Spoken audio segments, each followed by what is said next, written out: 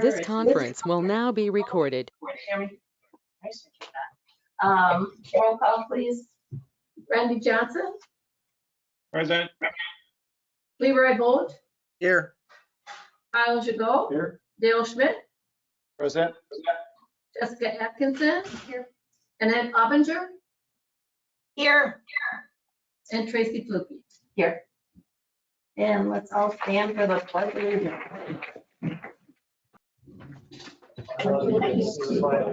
United States. Liberty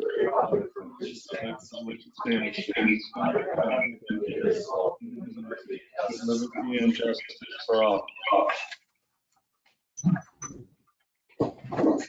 Thank you, everybody. I look for a motion on the agenda. Does anybody want to switch anything around, or otherwise I'd ask for a motion on the agenda?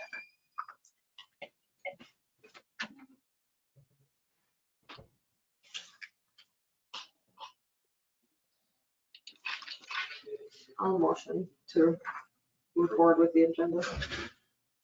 Okay, motion by Jessica to move forward with the agenda. Can I get a second, please? Second. Second by Kyle. All those in favor? Aye. Aye. Okay, thank you. Okay, how about action on the minutes from our regular meeting on March 8th, 2021? Action on the minutes. Any questions on the minutes?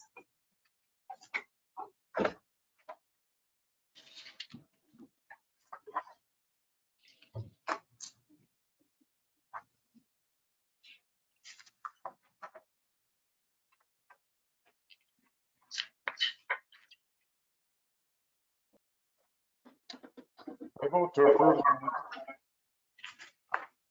Okay, motion by Dale on the second, anybody?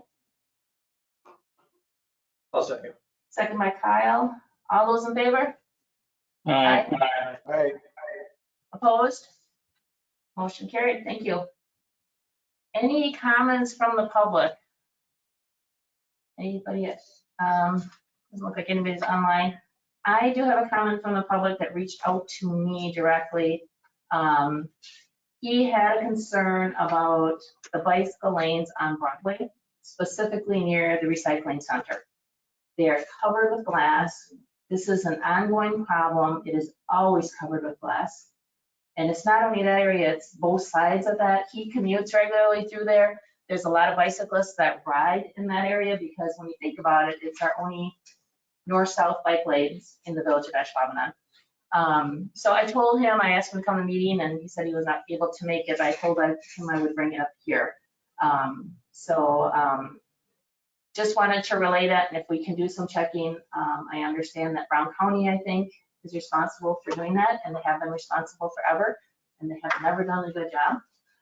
So if we can see where we can go with this to see if we can actually get it taken care of, that would be great. Tracy, I'm not sure the timing, about 3 weeks ago, I went to the village website, you can add a compliment, and I sent a compliment saying how nice it was to ride down that street and how clean it was. Good. And Doug replied and said, as you know, as I forgot, that it's a county road, the county does that. So that must have been like the day after they cleaned it, but. Yeah. I mean, obviously with the recycling trucks going in and out of there, there's a lot of glass. And I actually talked to Mark Walters, who was recycling guy from the county many years ago about it, asking if there was something in their truck they could put in because the glass can scoot through there, it breaks and then it all goes out.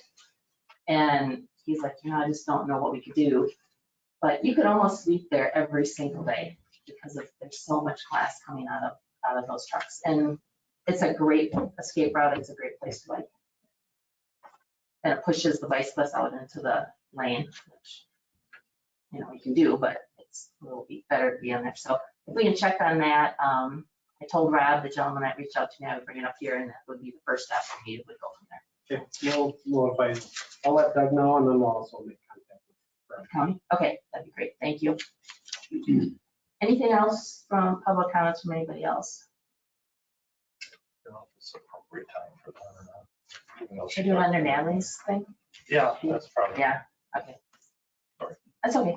Okay, if nothing else, then we'll go on to site plan review. Kyle, do you have anything to report? No, there was one thing, and I saw there was some discussion on Chick-fil-A last time. When I got the plans, that looked awfully congested, you know, that lot. And I didn't bring a copy of it. I thought I brought a copy of it. I turned to the wrong page. They're just like a boilerplate diagram with a key, and the diagram is so small, you didn't put it in, you just put this little number in, and it pertained to this number was parking, this number is handicap. And in the legend, there was a number for bike parking, and that was just crossed off. So they just decided they aren't going to do bike parking. And I thought that they should have bike parking there. That was one of my comments. And given that the number of multifamily apartments in Ashwaubenon, you know, people live here because it's close, stuff is close. So you hop on your bike and you run over there instead of cars. Plus, the more bikes we have, the fewer cars we can have. And congestion is getting to be a bigger problem. So we need to encourage biking. And Kyle, to that point, as a condition of approval, bicycle parking compatible with the guidelines of the Association of Bike and Pedestrian Professionals was included as a condition of approval of the site plan. Good. Also including signage warning drivers to be aware of pedestrians at the crosswalk locations. And that was my other point, is there were crosswalks that walked through the drive up, and you know, so cars are coming in and out of there, and they're looking at menus or looking at their bag after they get it, and maybe not paying attention to pedestrians. Yeah, so both of those were included as conditions of approval, so those will be addressed. Okay, good, thank you. Is there an access to, and I'm sorry, I haven't seen the plans, but to Chick-fil-A from the sidewalk on Oneida? Can they access directly to Chick-fil-A, or do they have to like go into the parking lot and get there? Do you know if that's Right. cut this there? And The drive-through wraps around the building itself. So there's really no direct access, just because the drive-through is in the way. so someone walking on Oneida Street Mhm. and they're going towards Chick-fil-A. Yep. There's no cut through for them to walk down and get into Chick-fil-A. They would have to. No, they certainly could, you know, that's a I mean, while. they'd have to go across the grass, right? There's no Yeah. handicap accessible route for them Right. to get into there. If I remember, again, I thought I printed that page and I didn't. But I thought there was like a marked crosswalk, or at least on a diagram, it showed a crosswalk across the drive-through lane. So if there's a crosswalk, it must have connected to something. Yeah, Yeah, I can get back to you on that, Okay. Tracy. So, because it would be great, because there's sidewalk there, and then someone coming in could just walk instead of trying to go across the grass, and then during the winter, it's full of snow, and they have to traipse through the snow. So if there was a cut through to get to the crosswalk that Kyle said, maybe if that's there, that would be a nice access point too.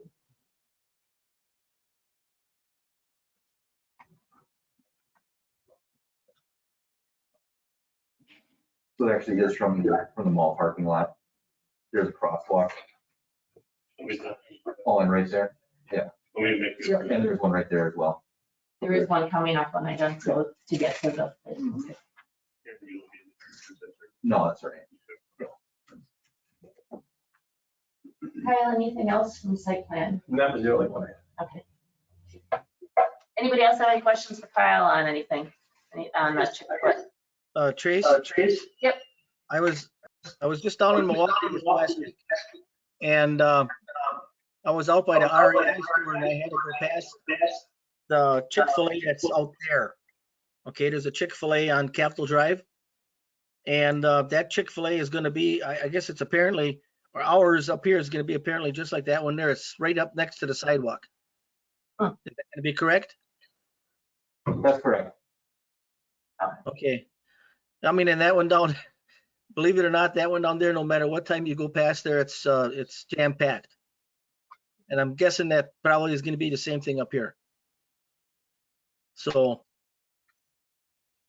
But I just wanted to mention that it is down there, it's right up next to the sidewalk, the parking, the driveway, you know. Yeah. It's gonna be a mess.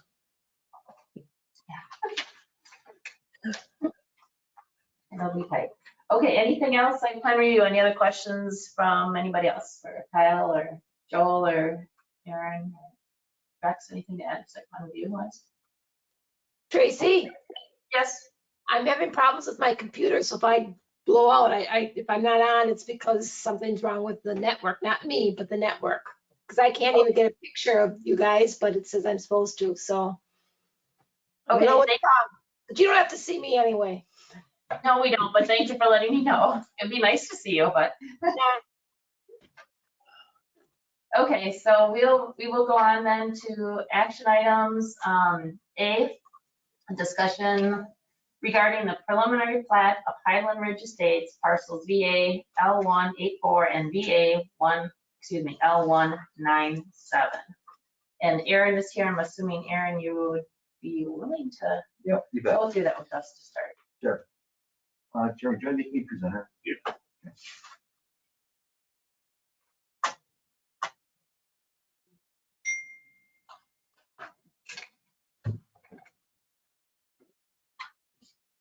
All right. All right. I thought what I'd do is just first of all give a little bit of an overview of the overall location for both this Highland Ridge Estates plat as well as the Three Putt Meadows plat, which is just a little bit to the south of this. Just from a mapping standpoint, just to give you an idea what we're looking at here. What you see here, this is the Highland Ridge Golf Course as it currently stands. These are homes along Sand Acres, golf course, clubhouse, shed, additional homes here along Fernando and Sand Acres. Okay. So the Becker family sold Highland Ridge Golf Course to a gentleman named Trevor Thompson. Trevor has approval to split the golf course right now into 3 separate lots. Okay. The 3 separate lots split it off into basically the development area, which is the plat area I'll show you in a second. A future development phase out here up Lost Lane, and then an executive 9-hole golf course for, I guess, what's termed the back 9 of Highland Ridge. The other project, the Three Putt Meadows plat, is right here at this property right here to the south of the golf course. Okay, so the 2 developments don't touch. They are intercepted by the 9-hole golf course that will continue in operation. What is just to the, I'm sorry, what is to the west of the Three Putt and that parcel? What is that zone commercial, residential, is it? This is actually zoned a, it's residential. I believe it's residential for this part right here. Okay. And this right here is zoned a D4 commerce. So again, a business park type zone. Okay. Thank you. Couple things to be aware of in terms of development constraints on this property. To turn the floodplain on, those who are familiar with the golf course, there are 2 creeks, 2 tributaries of Dutchman's Creek that flow through there. What you see here is the hatched area and the pink hatched area, that's considered floodway. And the blue area is considered flood fringe. So those 2 items taken together is considered a 100-year floodplain. So at any one time or 1% chance in the year, that area could potentially flood to those distances. Based upon statistics, so it's called a 100-year flood, but again, 1% chance of happening any one year based upon past history. The red outline here indicates that this area did have what's called a letter of map amendment. There was some more detailed flood engineering within this property, within this area that further refined the floodplain and floodway, flood fringe and floodway based upon better data. So you'll see that in the Three Putt Meadow plat that the floodway and floodplain do not reflect this. They're a little bit smaller within that area, then it fans out again further to the north. The Highland Ridge Estates plat is primarily in this area right here between the two tributaries. You see the residential development here along Fernando and then also Sand Acres right here. Then with the floodplain and the floodway getting to the south. Can you point out Lost Lane on there just as a? Sure, Lost Lane is right here. Okay, thank you. So Lost Lane is, and this property is basically bisected by this creek with the floodway. Lost Lane is actually on the west side of that creek and waterway. So, but just kind of want to give a background on the plat itself. What you see here then is the preliminary subdivision plat.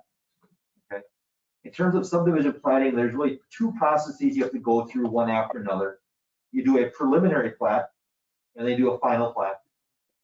In this case, you're doing a preliminary plat for the entire property. There's 134 lots in here. There's 2 outlots. 2 outlots are for stormwater management purposes, right here and right here. There's a dark lines you can't really see, but I'll zoom in a little bit so you get a chance to see it a little better.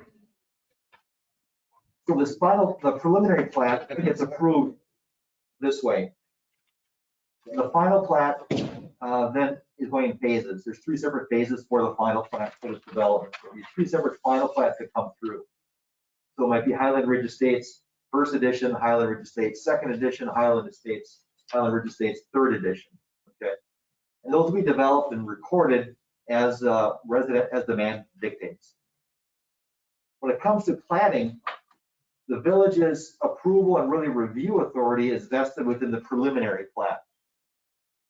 What I tell people is that it's a preliminary plat in name only. When you're reviewing a planning process, the preliminary plat is where your authority is as a municipality. Okay. The final plat, if the final plat is submitted and it is substantially similar, and the substantially similar is actually right in statutes to the preliminary plat, it is entitled to development. Now you could see a lot line shift a couple of feet here or there, and that would still be approvable. However, if a new, say you have 30 lots in the first phase and also they show 31 lots in the final plat, that actually get kicked back to the preliminary plat stage then. But if the final plat submitted and is substantially similar to the preliminary, it's basically instead entitled to approval. The village has no real wiggle room in that at all. That's under statutes. When we review our plats, we review them against the authority we have in chapter 20 for the village code of ordinances and chapter 236 Wisconsin statutes. Subdividing is it's called a by right process. Basically, if the proposal meets the code, both chapter 20 and chapter 236, it is entitled to approval. Okay. There's strict timelines associated with that. We basically have 90 days to review a preliminary plat. We have 60 days to review a final plat. Those are laid out in chapter 236 as well. So the plat that you see before you is a preliminary plat. Was reviewed by Plan Commission last week, Thursday. It'll be going to Village Board on the 27th of April for final action on the preliminary plat. All of the lots that you see here are to be single family residential, which as if you know the village, we're in dire need of right now. It's a pretty hot housing market right now, so the developer sees a definite need and demand for these types of lots. They all meet our minimum standards for lots in the village. Our minimum standards for residential are R1. Single family homes are 90 feet of frontage and 10,000 square feet. So roughly a quarter acre, 43,000. It's basically an acre of land. So 10,000 is about a quarter acre lot. The lots here, actually the minimum is 11,200 and they increase up to right around 36,000. That's these lots down here along the creek. Of course, most of that land is unbuildable because of the floodplain and floodway that flows through there. So the lots are this large, the homes will be located closer to the street up here as opposed to being located in the back. From a bike and ped standpoint, or actually from I guess it's a transportation standpoint, one of the real downsides of this plat, and I guess why I wanted to lay out the constraints, the environmental constraints for this property, is that because between those two environmental features, our ability to provide immediate access to the street network is severely limited. What you see here is the one access point onto Sand Acres with future access points. And again, this is actually considered, it's north actually is this way. Future access points right here at the western end of the property to connect to the Lynn property right here, as well as here. So those are future access points. There will be temporary cul-de-sacs at the end of all of those dead ends until future connections can occur. All of these lots that you see here, these are all existing residential homes. So we can't get access that way. This is the creek and floodway that flows through here. So there's really no way to cross this in a, let's say, a cost-effective manner. To cross this, you'd have to have a bridge that fully traverses the floodway. Make that work. And financially, it's just, it doesn't work. Doesn't pencil out. This is the golf course right here, as well as the second creek with the floodway and flood fringe through there. So that's why it's really limited in terms of additional access points that we can figure out. From a bike and ped standpoint, there is the Sand Acres Trail, be along the east side of Sand Acres, continuing this way, as well as then there's the gravel path, crusher dust trail along the A&R gas easement, right along here. This is that easement that extends this way. How many total lots are shown in this phase? In the preliminary plat, there's 134. And then we, like I said, we phase up into 3 separate final plats. So you divide it up probably roughly 40 lots per phase, give or take. What is the street width of these streets? These streets are 37 foot back to back. Aaron, would you repeat that? Sorry, this is Dale. Sure. The streets are 37 foot back to back with a 70 foot right of way. Okay. That's based on our current engineering specs. So I guess that's kind of the layout, the overview of the plat itself. If you have any questions, I'd be happy to answer.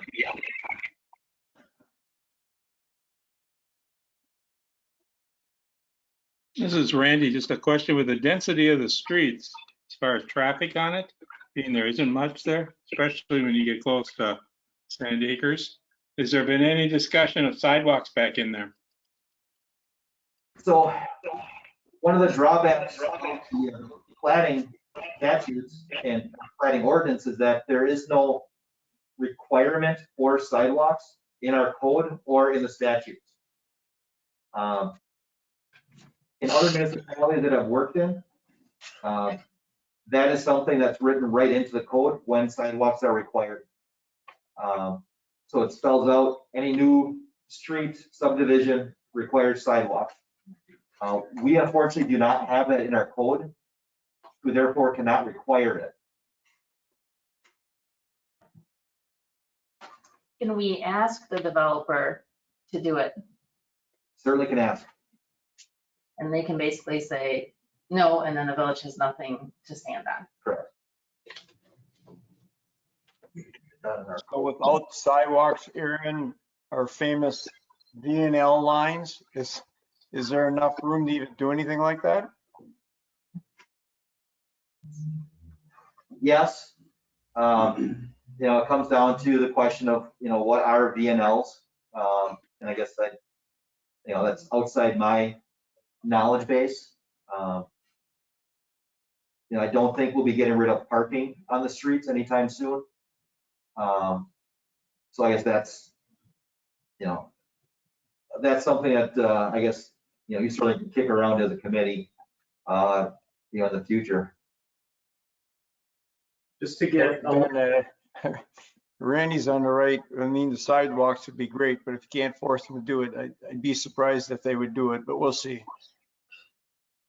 and just to be a little technical on the approval process. So under our municipal code, we have very specific required improvements, those being storm sewer curb gutter, water and sewer, storm sewer laterals to all properties. Those are what are considered the required improvements. There is a paragraph within our municipal code that identifies what are considered desirable municipal improvements. And so it would be recommended that if the committee felt strongly about locating sidewalk or any other type of improvement, public improvement in the subdivision, I would identify it here as a formal recommendation to the village board. And they basically take that, they put that as part of the evaluation report. Aaron can talk to the developer and just indicate that the Bike and Ped Committee is recommending this. We're not sure where the village board stands on the matter yet. But if there's a method to try to accommodate that recommendation, it would certainly be advisable. So Aaron, do you know what section they're going to start working on first? It'll be the north end up here. This will be the phase 1 development. Okay. Is that why they talked about those cul-de-sacs that are temporary in there to stop the flowage into the other part? No, that's really, so say this is the first phase right here. We're gonna have temporary cul-de-sacs at the end right here and right here to provide turnarounds for fire equipment, for our garbage trucks, snow plows, so on and so forth. Oh, okay, okay. I can't imagine that this is probably potentially our last big area that could be developed in Ashwaubenon, I'm assuming, for residential. There's a couple others. There's the Van property on the south side of Maine. And then there's also the Lynn property just to the west of here. Because there's That would be it. not a lot of areas for us to develop to compete with some of our, like, your De Peres and your Howard Swamicos, like some of the other areas that are having subdivisions pop up everywhere. And I feel like one of the big draws to that is like the family draw to it being a subdivision. So to get some like those younger families in, I can't imagine if they're looking at this or they're looking into Pier to buy a lot and those lots have sidewalks, that wouldn't be something that would factor in. So I would think to the developer, they would potentially be open to it, because I feel like that's gonna draw people in to have them move to phase 2 and 3, so. Tracy, I know you and I had talked a little bit last week, late, of at least some potential minimum areas, not necessarily through the whole development, to, just because of the ordinance and what we can and can't do. Do you want to maybe explain what we thought maybe could be asked for potentially? Sure. That wouldn't break the developer's bank, but would at least make it safe for people to get out, because if we got 134 units and then there's one, it's a funnel. And so you're gonna have people walking on the road, you have people going north and south, coming into, on Sand Acres Drive, coming into that development, potentially at a higher rate of speed when they're turning the corner in. It'd be nice to have at least in that funnel to get people off of the roadway, and that's what you and I talked about. I don't know if you're. Sure. Yeah, Rex and I met last week, I think, whatever the heck it was. So you have that main drive, the one access point going in and out of this development, and everybody's going in and out of it, whether you're going by foot, by bike, or by car. And like Rex said, it's kind of a funnel. And to have sidewalk at least starting at Sand Acres, going down to on the north side of the road, going to the first cut where the road turns around, and then having sidewalk go all the way down to the cut out of the south. So yeah. So we're talking Ridge Drive? Coming off of Sand Acres, So here to here. What's the name of that road? Highland Ridge Drive, yep. And then from here on the south side, from here down to the first. So, because this is going to be the high rate of speed in here, people coming in. And there's gonna be a lot going on in that area. The other thing we talked about looking at is access by foot into this. Aaron already hit it on the head. There's a lot of water around here, but to have some access for bikes and peds to get in and out of here is really important. And me looking at an access to the west through some of these lots, and access definitely down here. We have the High Lines right here, you guys. This is a trail coming all the way from Sand Acres, and we're not gonna have access to that. We need to get a ped bike access through one of these lots down here. And even down, this way, I think crossing this way would be good. Up here is tough because, like Aaron said, there's all homes there already. But the other thing that Rex and I talked about, and Aaron said, we got a trail on the east side of Sand Acres, which is a great trail. How are these people gonna get there? Sand Acres is a busy road, it's wide, it's got a lot of traffic on it. You probably have to put in a mid-block crossing in here and enhance the heck out of that thing, because no one's gonna stop for it. To get those people across, and then Rex and I in our bubble, we talked about a sidewalk on the west side of the road, all the way from this intersection up to Fernando. Because then you're getting up towards the trail that goes to the north. Again, in our big picture, you could also continue that trail all the way up to West Main on, again, the west side of Sand Acres. And then you're not crossing that road twice. So ultimately moving people around. The other thing that we talked about is there's one park serving this whole area. Sand Acres, talking to Rex, is already kind of getting overrun. There's a lot of people using that park. It's the only one in this whole area. You know, maybe a park isn't feasible in here, but we should heck better be thinking about something in a different section, because this whole area and all the other people that are using Sand Acres Park is really gonna put a lot of pressure on that park. So I think we need to really keep that, and then again, access to what we maybe anticipated of being another park west of this. Because I agree with Jessica, there's a lot of subdivisions out there. If we don't make ours appealing, are people gonna come? And I know there's a great demand. People wanna live in Ashwaubenon, I get all of that. But my worst case scenario, okay, so you're living here at this lot, you bought this nice big lot. How the heck are you gonna get out of that subdivision by foot or by bike? Yeah, to me, that looks like, because when I go down the Fox River Trail, there's subdivisions down there. Yep. And they're little paved asphalt paths, they're 100 feet Yep. long in and out. Yep. Those are pretty big lots back there, at least to my eye on the diagram, they look pretty big. Yep. And if you put an 8-foot path, take 4 feet out of each of those lots, doesn't really diminish the attractiveness of the lot. I mean, you don't have much frontage there because it's on the corner. But if you can, if you can get to that gravel path, that looks like a place that would be easy to get in and out of there. Just want to make sure I understand. So this right now, this is the golf course right Yep. here? Okay, so what you're thinking is Well, at future, some future right, point. Okay. absolutely. All right, so make sure I was clear on that. Yeah, so, if all of a sudden you get more homes down there, someday, you need access from this development to be able to get people to that Highline Trail.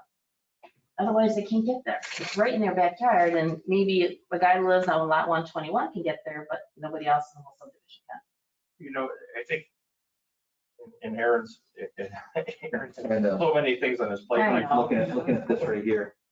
So, yeah, that comes down roughly right about here, and the trail is right through here, through the floodway. Yep. Okay, so that's what we'd be looking at, is actually developing a trail through the floodway, which can be done. It may be 20 years from now. It may be 10 years from now. Who knows, and things change. You can always give that back. Let's say it's just never gonna happen. You have it, you give it back to the two property owners on each side of it. So be it. But at least you have it. Because this is the one chance to do This is it. the one chance. Everyone in this room knows, if Jessica's living there and Rex is living there, and I come to them and say, hey, can I put a trail between your two lots? They're gonna go, yeah. No, it's too late. So you have to, and any of these, if they're in there, so be it. And if they don't, something happens that it's not feasible to do it, well, then it resorts back to the property owners in the future.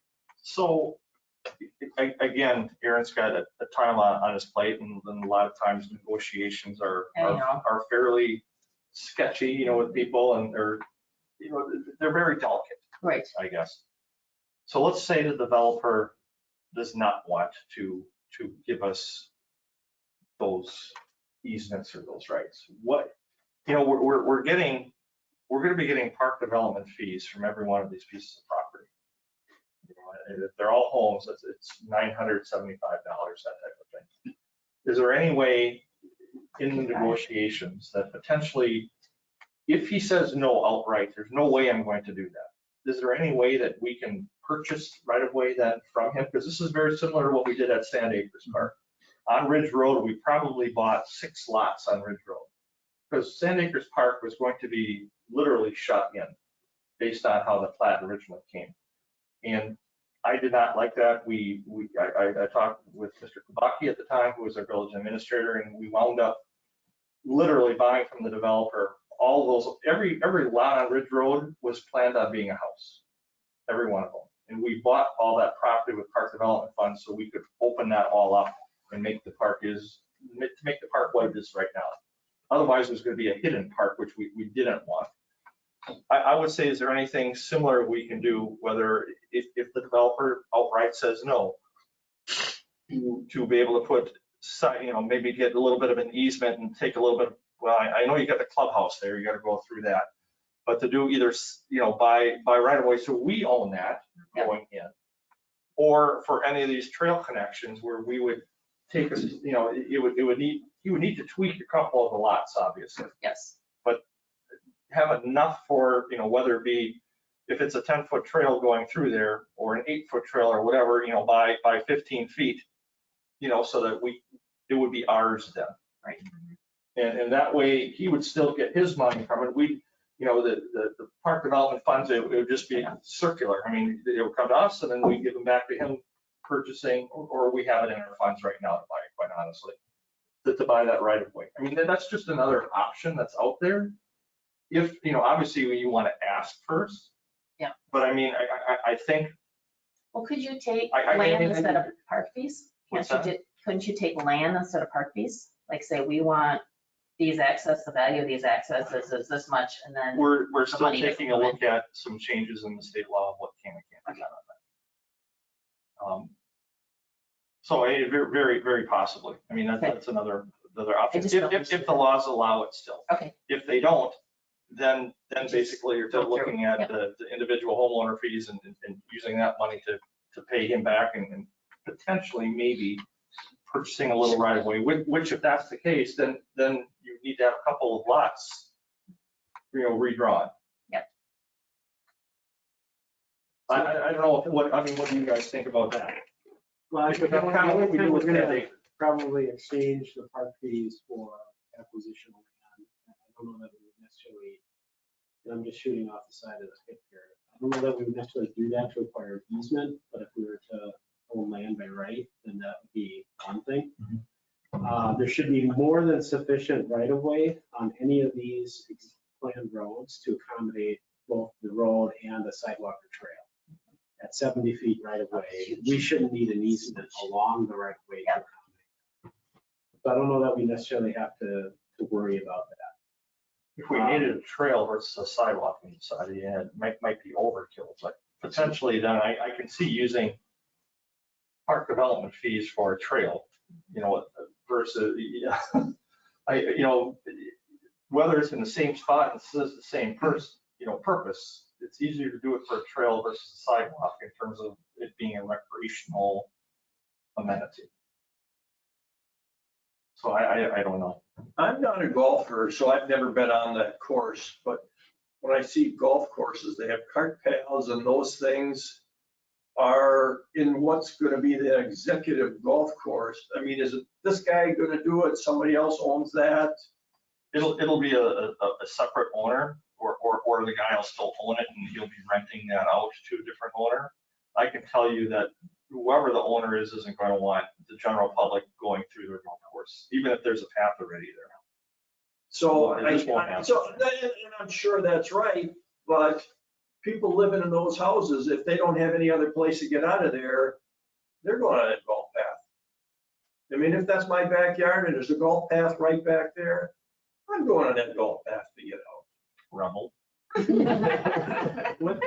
What I would suggest is, obviously, Aaron is going to work with the developer to see what they will reasonably consider. Right. We still have that provision within the code where this would be considered a desirable level of improvement. Our attorney feels that to some degree, depending on the extent of which you're asking, if you're asking for gold-plated sidewalks and things like that, then it's going to become problematic. But right.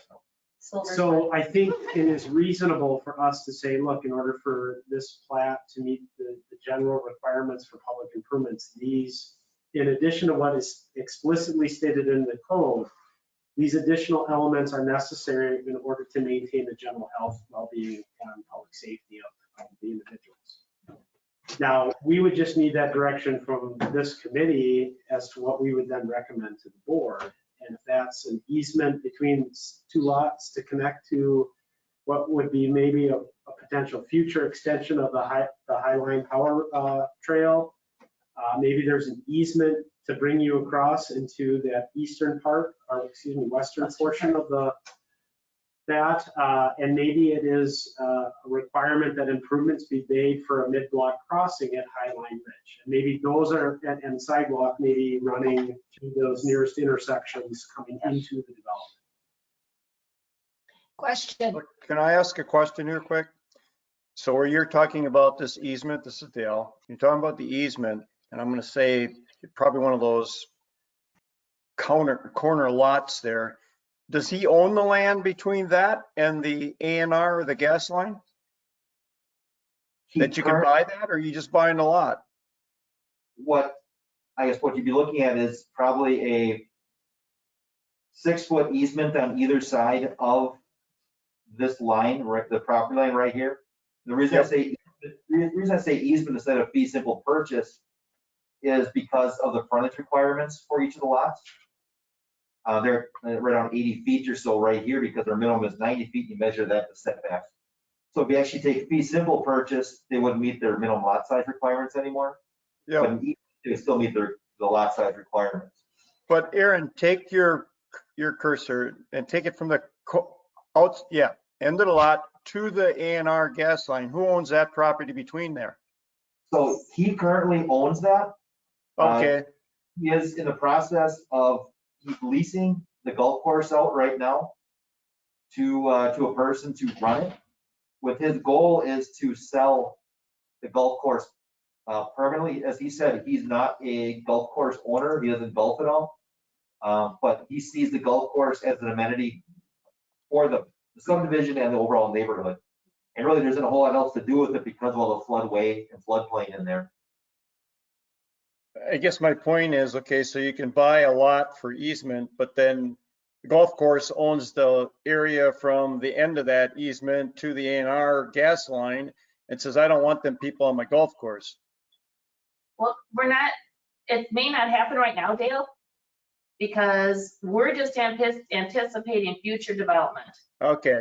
So in the future, maybe there's more residential lots and they do something different out there. Then we have access for us, and we decide to develop that Highline area or the gas line area.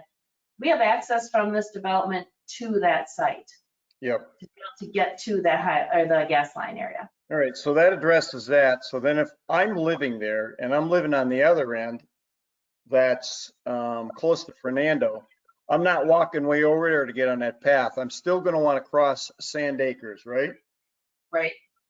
And you're saying possibly to put a path on the west end of Sand Acres, like the one on the east side of Sand Acres, to get them down to a corner to cross the road? I didn't catch all that at the beginning. What Rex and I had talked about was getting the path or sidewalk from the access point coming out of the development out to Fernando, the corner of Fernando and Sand Acres. So you would have a sidewalk in this area. There's existing homes already here. And then also look at a crossing, an enhanced crossing from the main drive coming out of the development. Because like Rex and I talked about, some people are going to go right across. And Everyone's going to go right across. yes, probably a lot of people are going across. But if we have that option, also sidewalk on the east side, or excuse me, west side, then some people may go up to Fernando and have a safer crossing up there. So at least it's something, and in the future, it'd be nice to continue it to the north. So that was saying coming out of Highland Drive towards Fernando.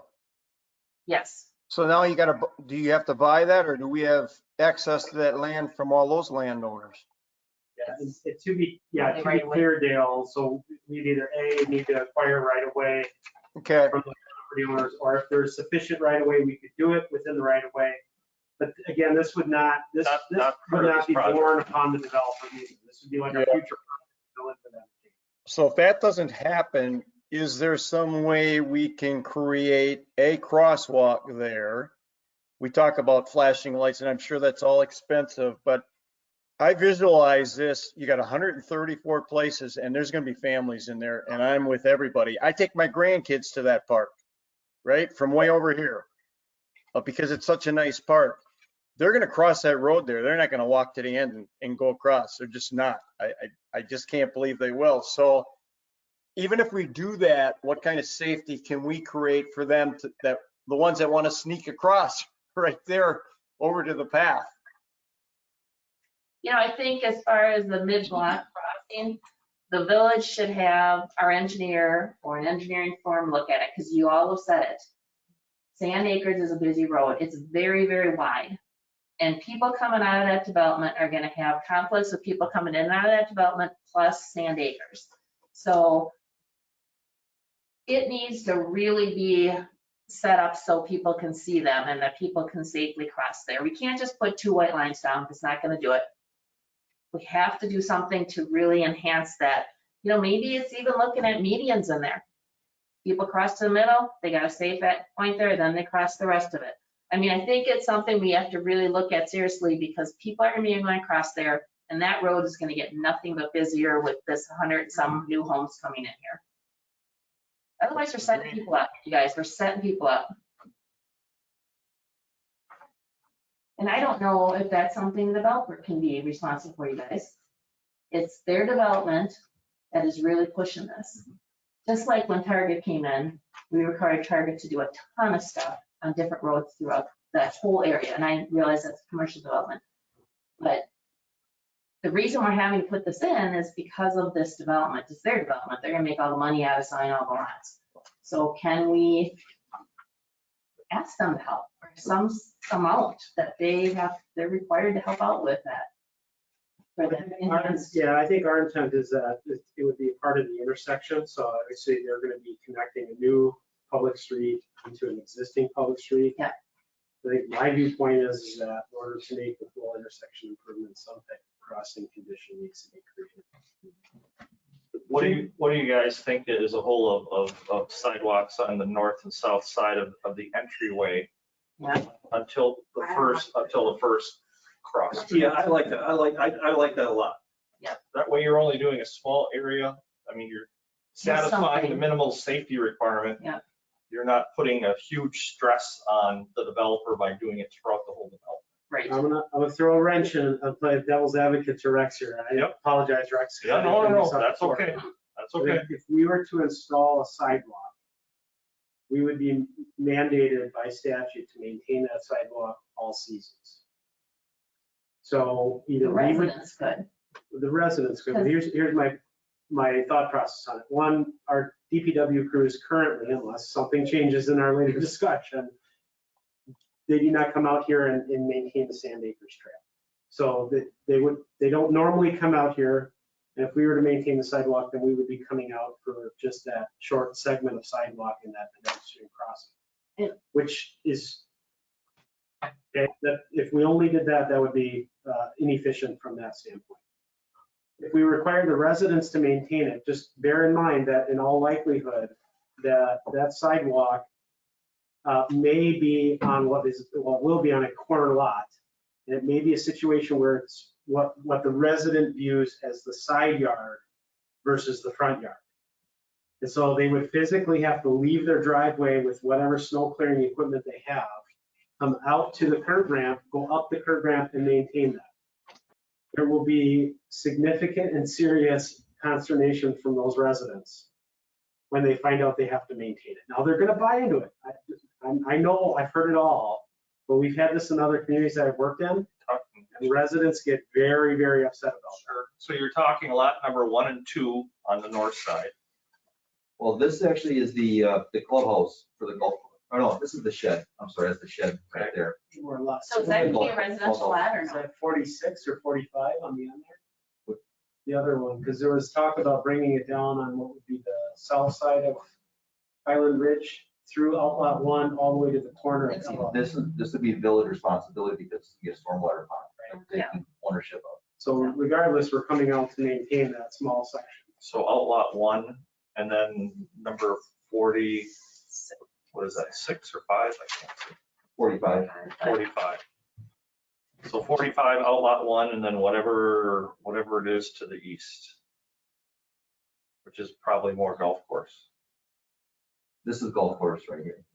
So Is that's there, not residential, that's some of that piece there. No, this is the clubhouse.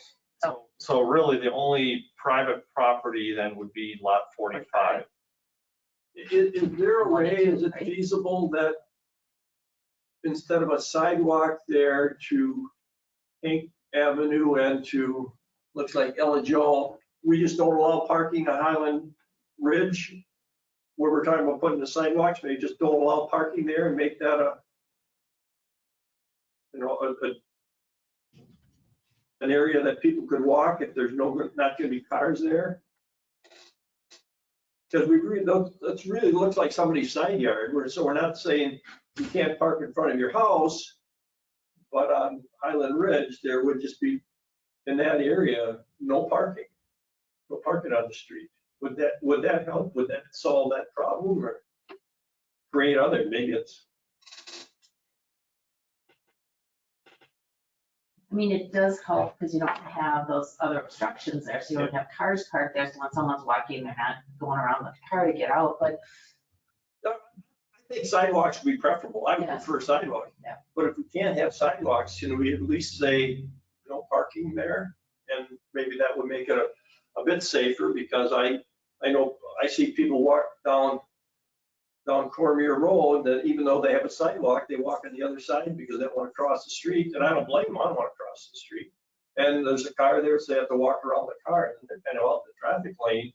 Well, if they're walking along the curb and there aren't cars, that helps a little bit. And what's the speed limit going to be there if that? This would be 25. Okay. Does the village have any rights to change that speed limit to a lower speed limit or not? Or probably the people that live there wouldn't like that neither, but. I don't know if I've, other than school zones, I don't know if I've seen slower than 25 at all. Yeah, you're probably right, Aaron. It'd be nice though, because you're still gonna have people speed, but at least they saw it was 15 or 20 or whatever. Might slow them down, who knows? But I mean, that area is a problem with only having one entrance and exit for sure. I think Kyle's idea could work. I think that we would still need to look at having a landing though on the corner of Sand Acres, maybe the southern corner or something like that of that entry. Because if so, you got people walking in a road, you got to have your crosswalk connecting to something. Sure. And I don't think you can just have the crosswalk opening out into the road on the west side there. You gotta have it go to a landing so people have a spot to stand to cross the street when traffic allows them to. But so that would be, if we went that direction, if that was even feasible, I think we'd also still need to make sure we did a landing on the what is that, the southwest corner. Well, probably both corners. Of course, Yeah. it depends what's there, but yeah, like I say, I would prefer to have sidewalks there, but if we can't have sidewalks, at least we could do that. No, and I'll be honest, we can look at this and say how busy it's gonna be, but I run and walk Pioneer on a daily basis. And when you're walking or running that and the school is just starting, there's a lot of traffic there too. You still gotta watch out for yourself. I mean, there's a lot of other areas besides this area where there's busy streets, where people walk on the street. So, I mean, it'd be nice to have that safety there, but there's a lot of other areas in the village we could have safety as well, to be honest with you. Well, but This is in front of us though. yeah, this is, we can get it better. We can make it plan better. it to make it better. Yeah. So they don't have to be in the street. Right. Yeah, but I agree with you, but you're doing what? A short section.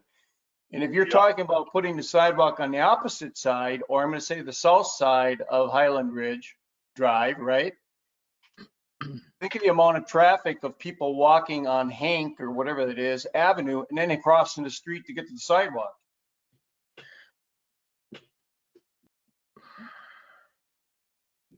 Unless I didn't hear it right. I mean, it's possible because it's, well, I think Dale, they were looking to put sidewalks on both sides of Highland Ridge. oh, okay, okay. One ending at Hank and one ending at Ella Joe. Yeah. Yeah, 'cause sometimes when you're talking there, the microphone, I miss, might be my ears too at my age, but anyway. Okay, Randy, Leroy, and that, any comments on it? Jessica? My only comment, Tracy, is I find the discussion extremely interesting because we've talked about trying to insert sidewalks, been on the committee 17 years, trying to insert sidewalks, and the answer we always get is, well, if you really want them, introduce them early in the project, because that's when we can do it. And we missed the last one across Wood or whatever it is. We missed that about 10 days or something and couldn't get it in anymore. And we're sitting here and I'm just listening to the conversation, and it's how can we kind of make it okay, a little better than what it is. But when you look at 135 lots, and I'm visualizing those cars coming down Hank, and they're trying to get out of there. And anybody that walks or rides a bike knows that most cars don't take a 90-degree turn at a corner. They take a 45. And look at Circle and Ridge. And we are creating I won't say it's unsafe, but it's not safe. And it's kind of frustrating. That's all I'm sharing, Tracy. It's just kind of frustrating that we get to 135 lots with more that are going to be coming. I don't know what the total number is once that whole place develops back there.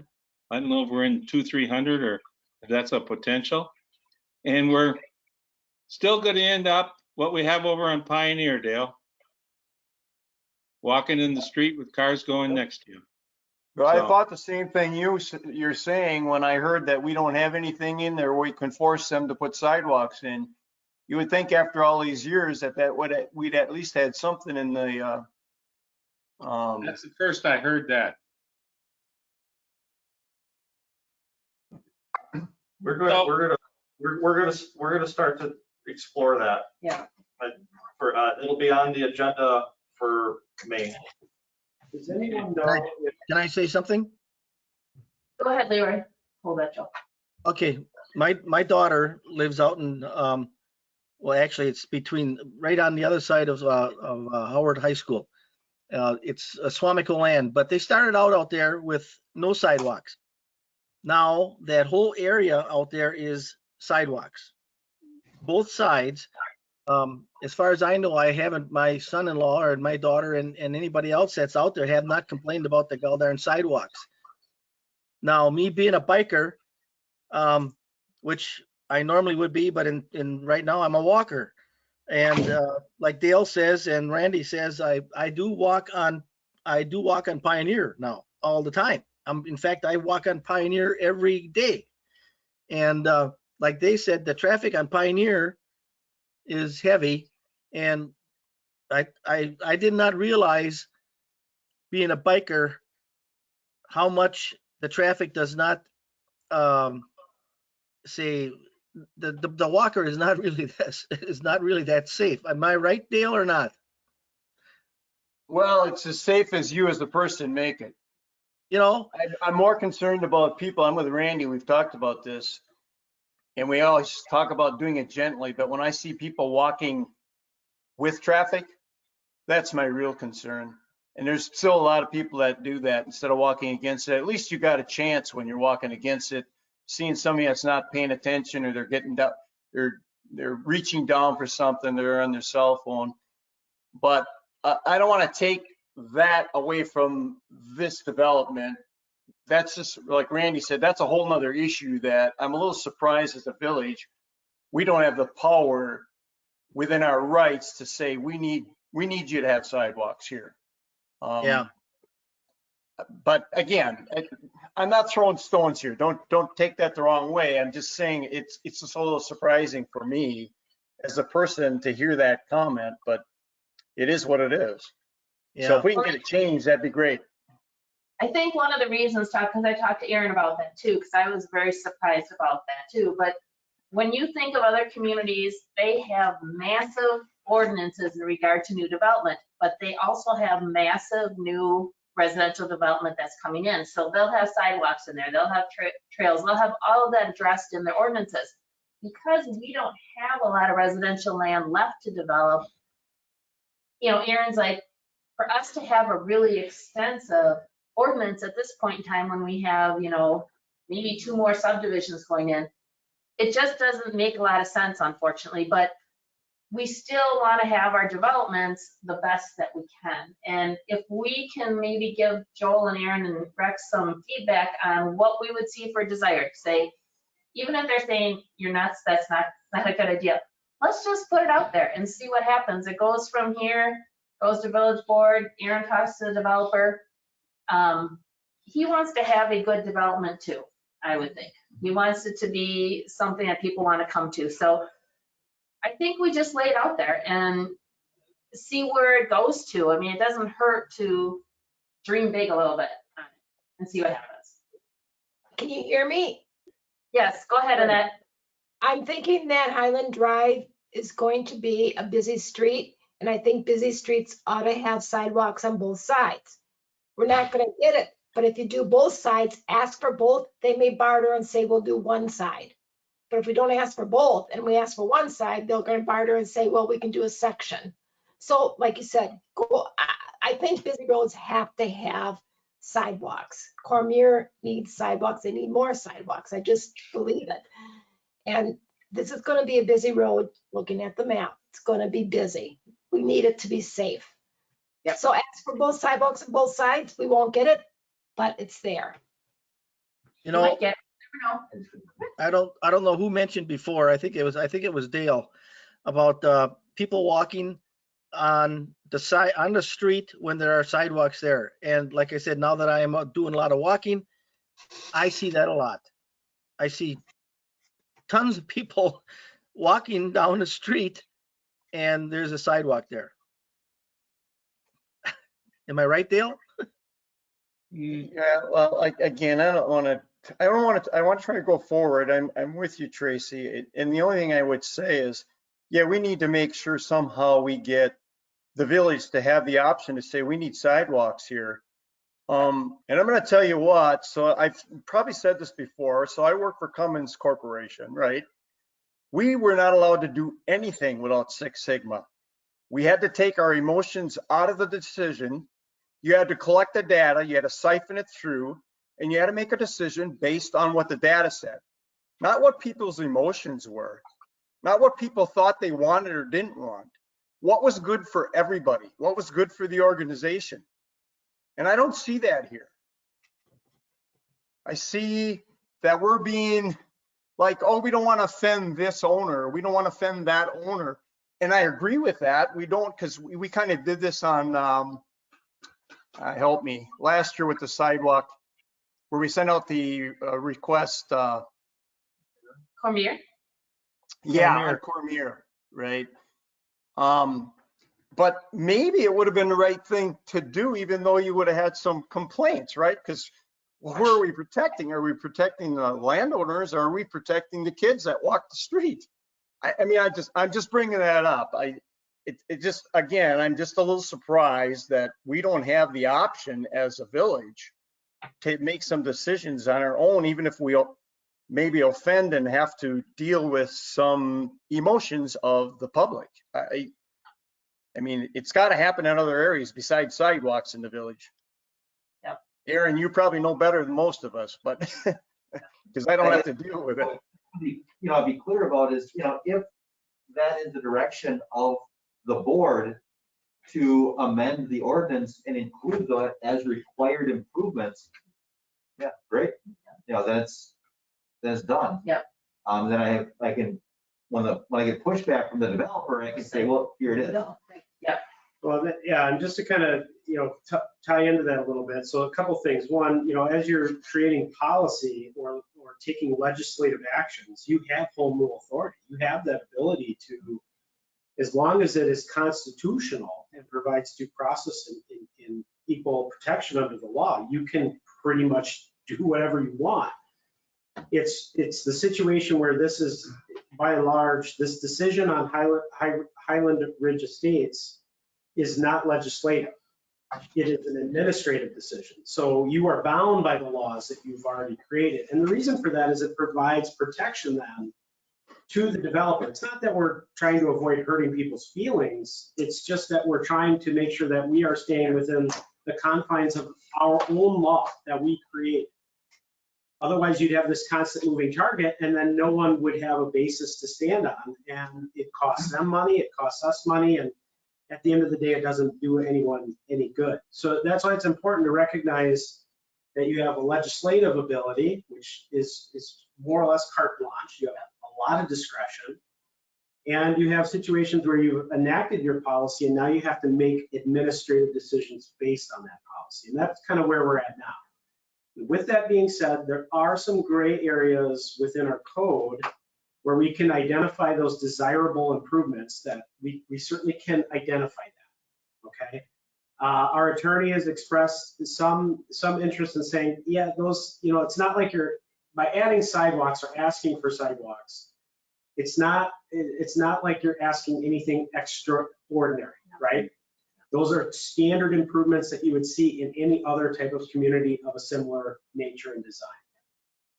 So I think you can certainly request that. Now, it's ultimately the village board's decision as a body to make that ultimate decision as to whether what's going to be required.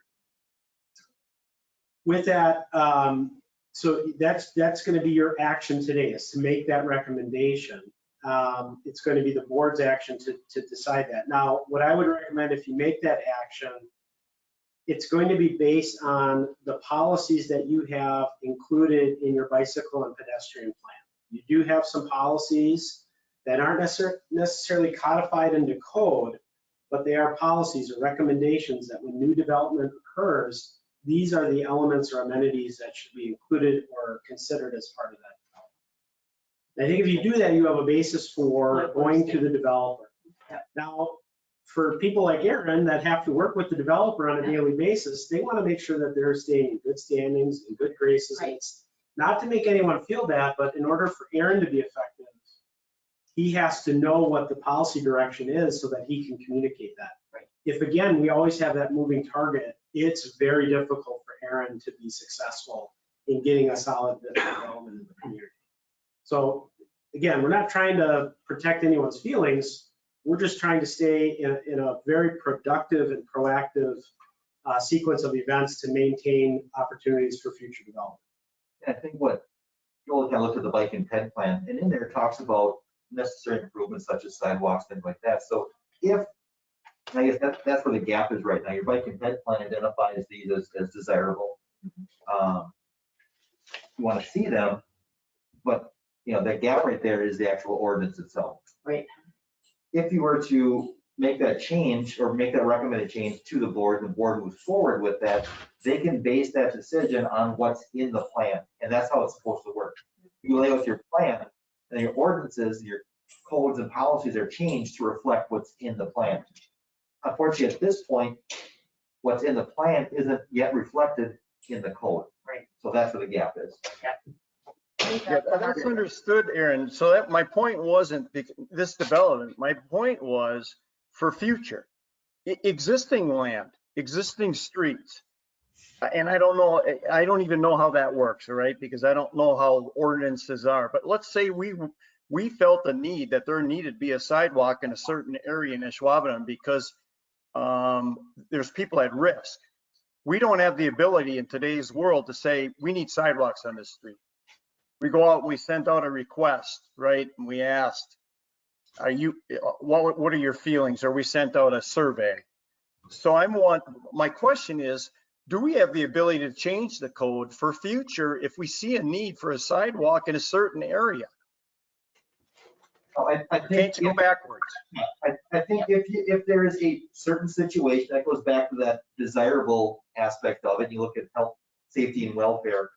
If there is a situation where a sidewalk has to happen in a certain location because of potential health, safety, welfare issues, I think you can use that desirable component to make that, again, Okay. I can't say a solid request. Yeah.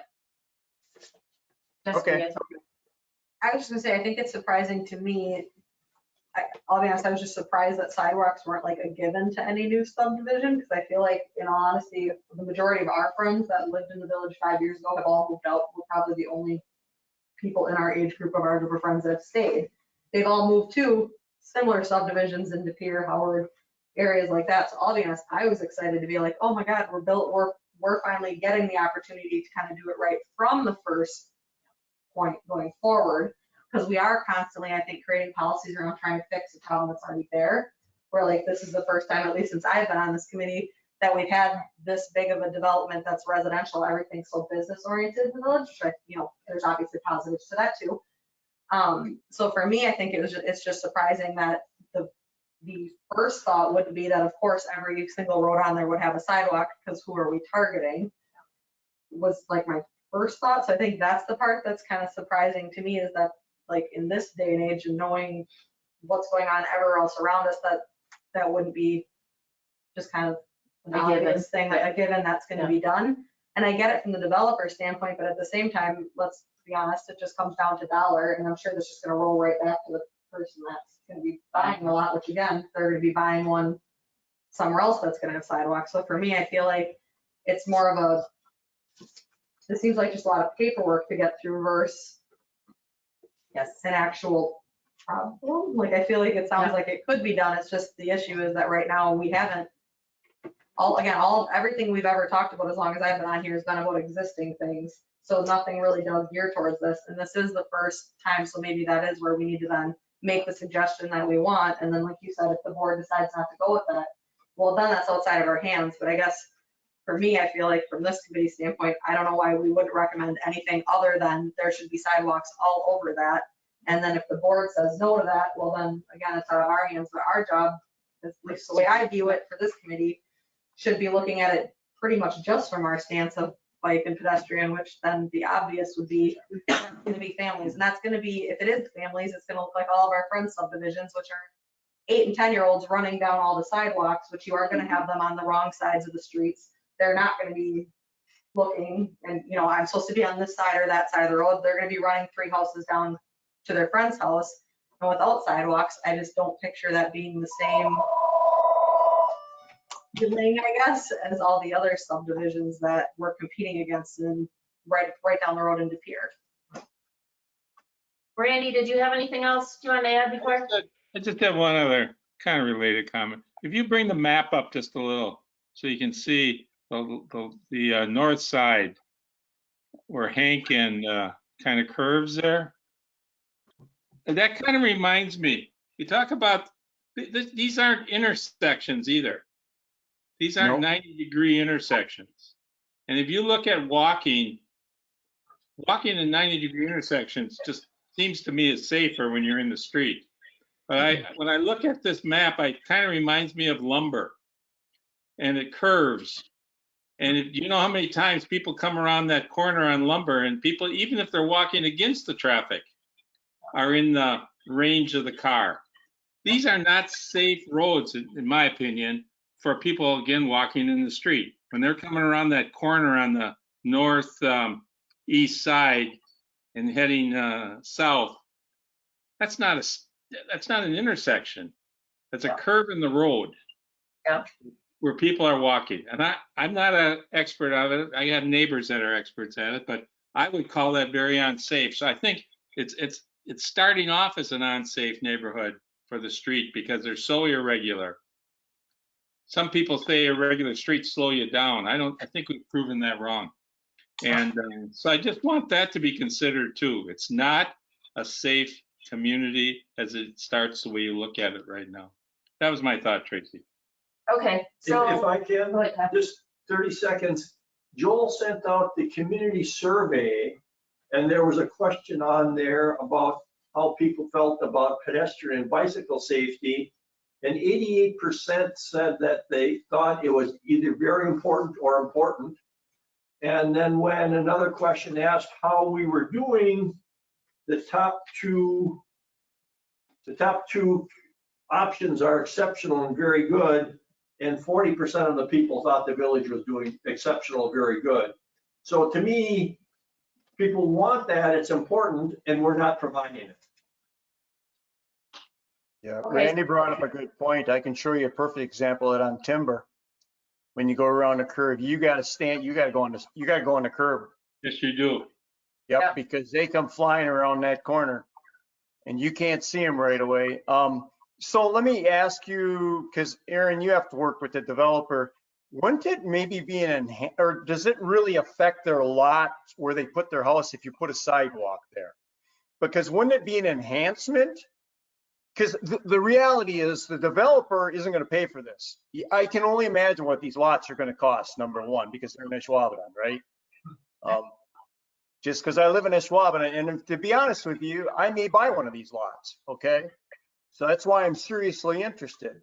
But wouldn't it be an enhancement for the developer if we kind of talked to him, I guess, in a nice way and said, if you look at the way you have this laid out, these people might be more interested in buying these lots because you have sidewalk for them to walk on for safety for their children and themselves. Just a different approach. I don't know. I know you don't have the power to tell them to have sidewalks, but maybe we approach them in a different way. What I would probably do is, if the direction is to try to get sidewalks throughout the subdivision, I'd probably talk with Joel and Doug and Steve Burr, and to see if there's a way for us to reduce the right of way down to 60 feet, along with probably 31 at most back-to-back street. I see that as being maybe a potential trade-off in terms of the amount of asphalt, and it would potentially add some, the trade-off is as far as the square footage for the lots. So I guess that would be the approach that I would take to try to, I don't want to say horse trade, but say, here's an option for us to take a look at, and, basically get the developer's thoughts on it and see if he'd be willing to take a look at that. Yeah, because I like Jessica's idea. I think we need to go after the whole thing, not just sidewalks on Highland Ridge. We need to always go back to that. I like to make a motion that the Bike and Ped Committee feels it very important, I don't know what word to use, to have sidewalks throughout the new, what's it called, Highland Ridge subdivision. Highland Ridge Drive, Randy. Highland Ridge Estates? Highland Ridge Estates. Highland Ridge Estates. Okay, And so maybe with a better word there, but I mean like critically important, necessary. I was trying to come up with a word to show our support. We think it's absolutely necessary there's sidewalks there. That's the way I feel, but that's my motion. okay, let's look at that. Okay, so you're saying sidewalks throughout the whole subdivision as Yes. one of the desirable or required improvements that's come from Bike and Ped. I'd say required improvements. What else do we want to add to that, you guys? So we're saying sidewalks, both sides of the road throughout the whole subdivision is what we're requiring from Bike Ped. What about some of the cut throughs, you guys? And what about the entrance to the subdivision? I mean, Joel said that'll be part of what they're required to do. They have to obviously provide that access to get in. So can we also say they have to have an enhanced mid-block crossing across Sand Acres? Just to be a total pain in the backside here, to follow Robert's rules. We have a motion on the table. I was just thinking if we can add it. Yeah, I get it. Let's attach to the one motion, because then we know that that's done, and then those other items can be taken up in a unified motion or through individual separate actions. Okay, so we have one motion, or the one That's gonna motion help Sue too. right now is to Required sidewalks in the entire subdivision. sidewalks on both sides of the street in the entire subdivision. So that's what Yes. we're We gonna see it as a serious safety issue for the residents. Call for vote. We need a second. I second. Jessica. So Randy made the motion, Jessica second. Any other comments on that? I just say I like sidewalks, so I went for Highland Ridge, but I'll go for the whole area. It's fine with me. All right, then all those in favor say aye, please. Aye. Aye. Aye. Sorry. Opposed? We already said yes. Okay, motion carried. So the first motion we just took care of was requiring sidewalks throughout this entire subdivision, both sides. Anything else that we want another motion? Any other bike ped type things that we want to have in the subdivision? Well, I think, Tracy, we should do your motion with trying to or maybe that was Rex. Well, again, I don't know how financially you guys do this, but it would be nice that for future to have access to one of those lots for a way to get to the A&R gas line path. So to the south. Yeah, so. Yes, to the very south there, yep. So how about a motion? I'll make a motion that we put in I don't know about the width, but I was thinking 25-foot easement. If we're putting a 10-foot trail, then you have, 5 feet on each side, but an easement or a path to allow a path to the south to potentially connect with the gas line. And then look at a access to the west as well, coming through those lots to the west so that you have an access point towards Lost Lane and towards the west development as well. Could you identify which lots? Just like, I'm assuming for the A&R pipeline, it's 121 and 122. That's what I'm, Yeah, that's Yep. what I would say. Yep. So Aaron, can I ask you quick while we're on that? So you said it had to be 90 feet. Those two lots are like 80 feet? Is it? Yeah, you measure the setback, you measure the frontage at the setback. So that's this Oh, line. okay. All right, got it. That's why I recommend an easement instead of fee simple purchase, because that way you don't run into frontage issue. Sure, okay. Okay. Clarification, Aaron, too, if we were to put an easement down the center of that lot line there, does the easement dictate the side yard setback for the principal structure? No, it does not. Okay. Okay, so we'll look at a 20 or an 20-foot easement, or do we have to say what size? You don't have to see. Okay. that's not, yeah, that's not. So an easement on lots 121 and 122 heading to the south, and then on the west side, look at another easement going out towards Lost Lane or towards the west. I don't know if it would be looking at it like lining up with the end of Lost Lane right now, if that makes any sense at all. Because Lost Lane obviously is going to continue to the south, I would imagine. Just looking at it from a design standpoint too, if you look at the contours. Yeah. I know it doesn't necessarily match up with Lost Lane, but if you look at Shelley and then Outlot 2, Okay, we wouldn't necessarily need an easement, but we could create a connection across Lot 2 that would effectively be your maintenance terrace as well to the Okay. stormwater pond. okay, So maybe you don't need an extra easement when you already have access to Lot 2. okay. So we could just say going to the west, we're gonna have access through lot 2. Because if you look at some of the contours on those other It's lots. pretty steep. Yeah. All right, so then the other part of that would be looking at access through lot 2 for a future path. Outlot 2, I'm sorry, Outlot 2. Tracy, can we go back to 122 and 121 just for a minute? I'm putting my feet in the developer's shoes. So if you do that easement between those two lots, you've taken value away from those lots, I guarantee it. People don't like a lot of traffic going through their land. So if he's not willing to do that, do we also add or possibly buy one of those lots? And again, I don't know the financials, Rex, so I don't want to put things in place that can't be done. You're probably right, Dale, that some people are not gonna want that there. Some people would love to have that there, and they will, when they buy the lots, they're gonna know it's there. They're bigger lots. They're probably appealing that way because they're bigger lots. But at least if it's there when they go, they know, and they can either make that decision to purchase it or not. Some I people are gonna. understand that, but it may decrease the value of the lot to the person that's selling it. It might. Well, yeah, we understand that, Dale, and I think that's something the developer is going to have to consider when he agrees to work with us, but. I'm not saying that. I'm saying, do we want to add, if that's not a possibility, the possibility of actually buying the lot and putting it down the center of it? Let's say 122. Well, I need a parkland. Actually, no, I'm not kidding. I'm something else. Sorry.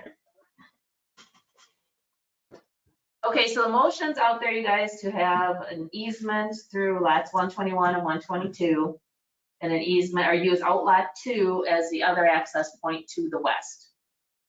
Anything else to add to that? Otherwise, I will make that motion if someone would be second that.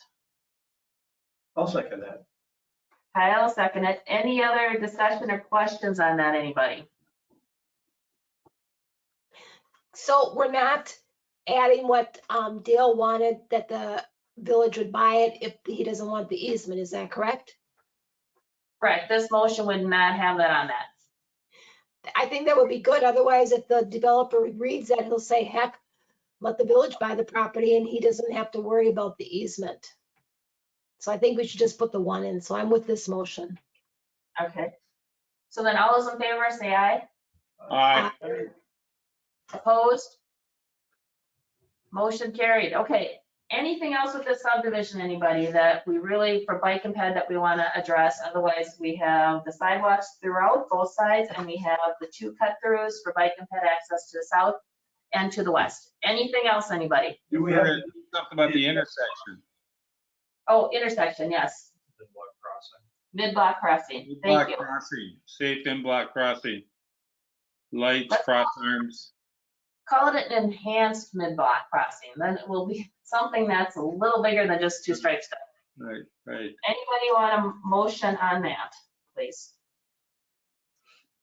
I'll move that we require enhanced mid-block crossing I'll second that. in Sand Acres. Moved and second. Any other discussion? All right, then all those in favor say aye. Aye. Aye. Opposed? Okay, motion carried. Anything else on that, you guys, that we want to address? And thank you for all your, Good Yes, conversation. Thank you. yes. All right, Thanks.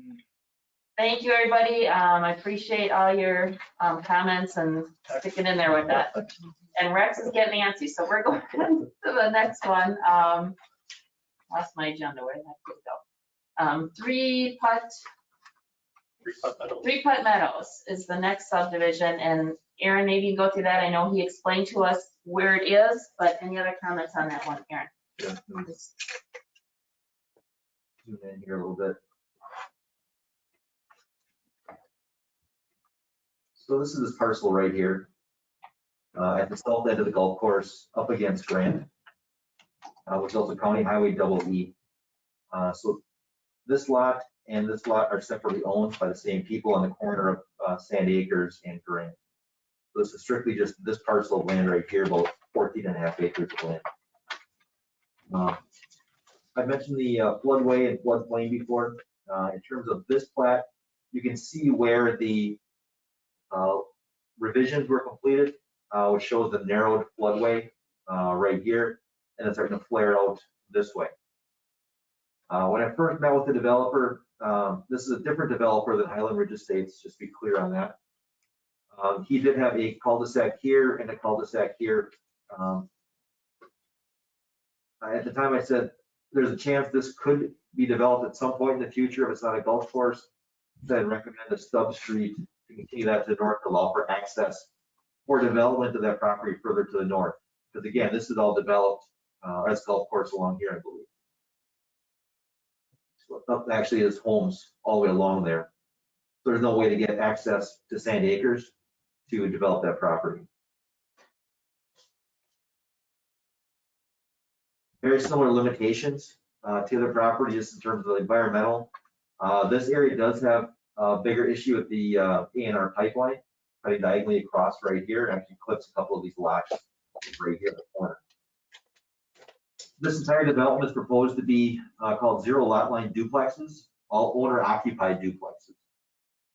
So basically it's a duplex unit with a firewall through the middle. I own one half of the home, Joel owns the other half of the home, and it's governed by basically a sort of like a condo association for the common elements of the roof, the driveways, things like that. So that's kind of the overview of this property and proposal. This one is going through the approval processes in May. It does require a rezoning to R2 two-family residential prior to the planning being approved. So on this particular development, Trace and I talked last week. The main thing that I wanted to bring up was on Grant Street, which is County Highway EE. We have it in a couple plans. It's in the Corp plan. It's in the bicycle and pedestrian comprehensive plan.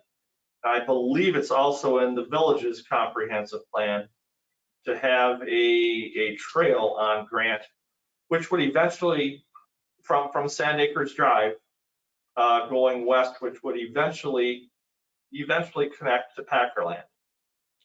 But with this stretch, obviously, again, nothing has been developed or officially, planned or approved yet. Now would be the time, if we're going to put that trail in, to make sure that accommodations are set in the plan for installation of that trail along Grant. I talked with Paul Runge from Brown County, as well as Paul Fontecchio, who is the highway commissioner. They do not have any plans to redo Grant to change it into any kind of different street than it already is, which means it is a asphalt roadway, gravel side shoulder with a stormwater ditch. So there are no plans to do any kind of curb and gutter on Grant. That being said, a trail then would need to be on the far side of the ditch from the peak going in. And if Jeremy or Aaron, if you could maybe enlarge that area, there is a 12-foot utility easement, I believe. The plaque or the airport Oak Yeah. So there's a 12-foot utility easement along Grant, which is on the far, yeah, there you go. Which is on the, you can see where it says 12-foot utility, that potentially this trail could go on. We might need to get a temporary construction easement to put that trail in. And just to be clear, it would be actually a separate easement. Separate easement. Because an additional, because this is just for utilities, the trail would not be part of that. Have to go north of this, of the utility easement? It could potentially go on the same It could easement. go on top. Oh, got it. But Okay. And that's what the plan is, because we don't want to move it too far. Right, okay. It'd be a separate recorded easement. Yeah. Got it, okay. On top of the utility Okay. easement, which is what I believe how we do the Packerland Trail. I believe the majority of the Oh, yeah. current West Main Trail is the same Yeah, situation. okay. So that being said, I mean, those were my discussion points and my information, I guess, to bring forth to the committee, and for discussion, for recommendation on this project, is certainly to try and make sure we have the ability to put that trail on Grant, along those lots. So I'm not going to speak for anybody else, Rex, but you're right. We've talked about this before, and that's exactly what I had written down. We need to get that done. There's 60 units in there. There's people that are going to want to get. You got to get up. And Yep. then you're on a county highway, so Yeah. you got to be able to go.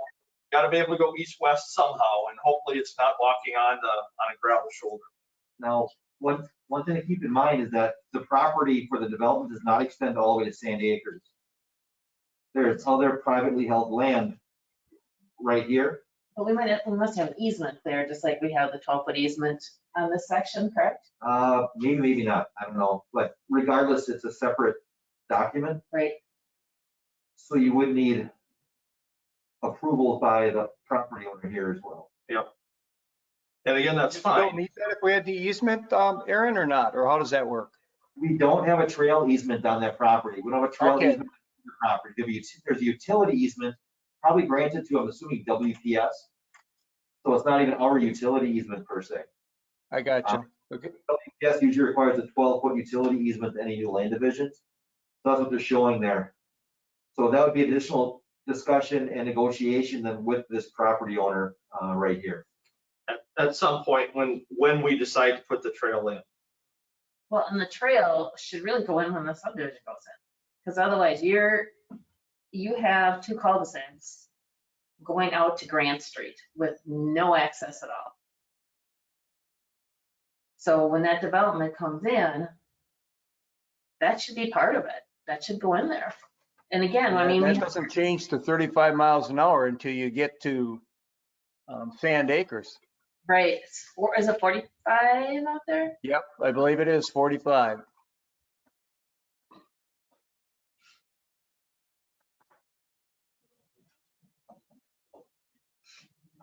like I said, so to make sure people are, understand that that's really a separate process from the development even, is obtaining that easement on that other property, the corner of Grant and Sand Acres. Right. Great, yes.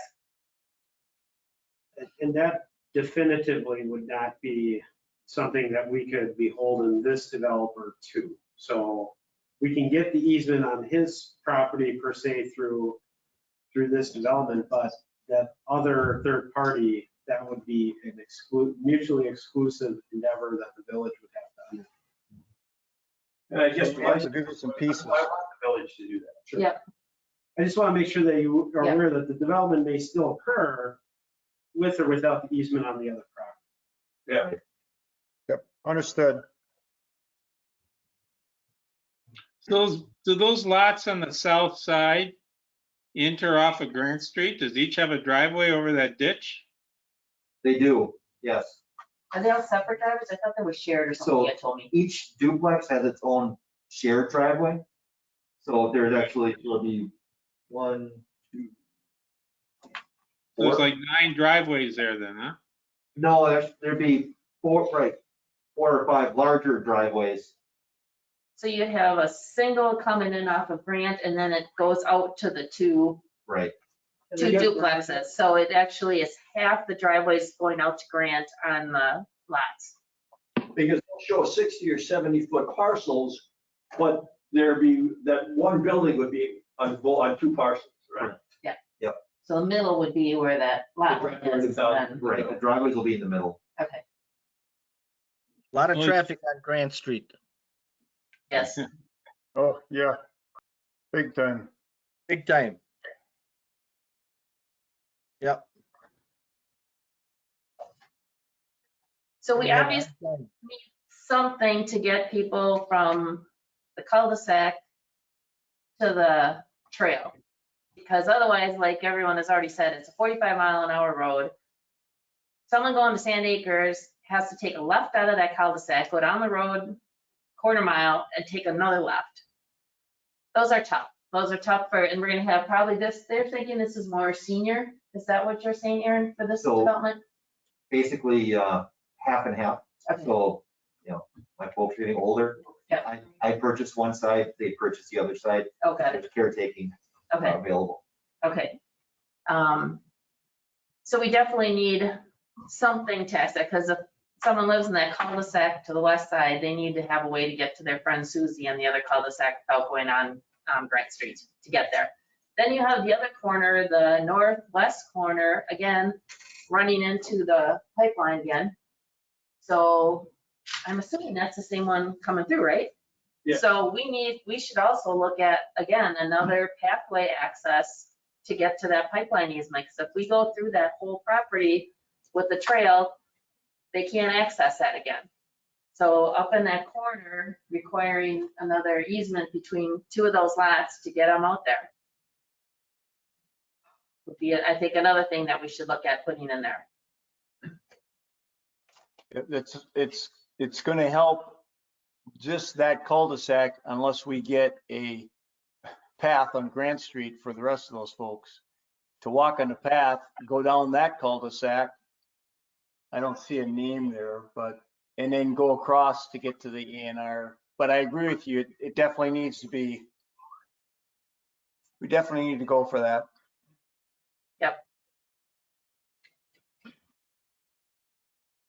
Okay, so this would be the same idea. We're looking at recommended improvements, or required improvements from our point of view. The trail, are we talking from the west property line all the way to the east property line? Easement for that trail. And then accessed off the northwest corner, again, for a trail access out that way. Anything else that anybody sees that would be a nice asset, bike and ped wise, to this subdivision? How far is the church down on the road? Is it right next to it? No, that's No. quite a ways down. Okay, It's quite a ways down? Okay. So residential can be developed west of here when the landowners make up their mind, huh? Yes, it could. The only problem being the pipeline system, you're pretty close to Grant there. Okay, so there's a section probably you can't. But then on the other side, you can build residential around where the church is, right? Yes, Okay, So does that pipeline go all the way to Grant Street? yes. Yes, the pipeline right away goes all the way to Grant Street. So is it conceivable that sometime we could extend that trail all the way down to where the pipeline is, depending on the use of the sale of the next property? I mean, our plans show a trail connecting all the way to Packer Lane. So it would actually, it would intersect the pipeline. So then it's not as crucial on this parcel to get to that pipeline, because eventually we're gonna have a trail that's gonna run into the pipeline at the street. Eventually, yeah, I mean, But if it's they your want, call. but if they want to go eastbound, then for them to get on that, they'd have to go all the way to the west. Excuse me, if they want to get on the pipeline, they'd go to the west, to jump on from Grant and go back. Or they'd have to go up to Sand Acres and go up that way. So it would connect, it'd be a better connection for people to jump on there, especially if they were heading to the west, northwest. I would think. I would agree. It would be, but it's, it's not like we're asking them to go miles out of the way.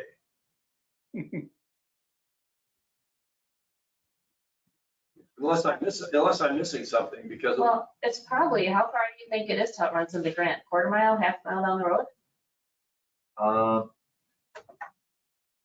Just on the other side of that Shadow Ridge, right there to the south. So I'll say 400 feet. But half, no, 400 feet is. Quarter mile would be 1250. Both ways. Yeah. if you're doing this for exercise though, so what's it, Oh, yeah. Just watch the people running across Wabi instead of walking to the light, which is 2 houses away. Stopping in the middle with the cars flying by. Yeah.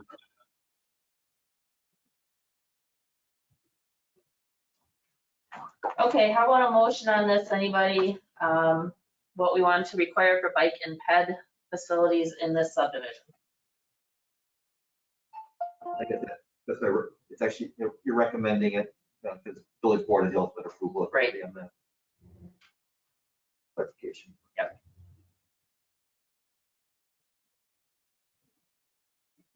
Well, the one motion is to create the path, right, on Grant Street in front of this subdivision.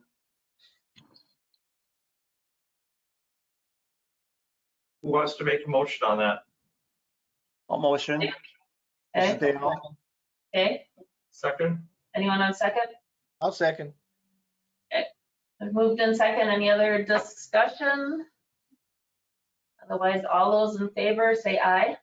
Aye. Okay, Okay, so so do that, we need to make a motion to see if we can approach this other landowner that goes from there to Sand Acres? No, you don't need to make a separate motion on that. That's something that we'll have to just kind of, We'll just if the board yeah, approves it, we have to figure out some way to make that happen. Okay, thanks, Aaron. So the other one, Tracy, you wanted, right? You want a motion to possibly have an easement on lot, well, I don't see no lot, oh, is there a lot numbers there? No, they aren't. numbers. How about an easement out of the northeast corner of the subdivision? We Northwest, I'm sorry, northwest. Northwest, that sounds better. Yep, I'll second that. Okay, so Dale, second Randy. Any other discussion on that? Okay, all those in favor say aye, please. Aye. I, Opposed? Okay, motion carried. So anything else on 3-putt?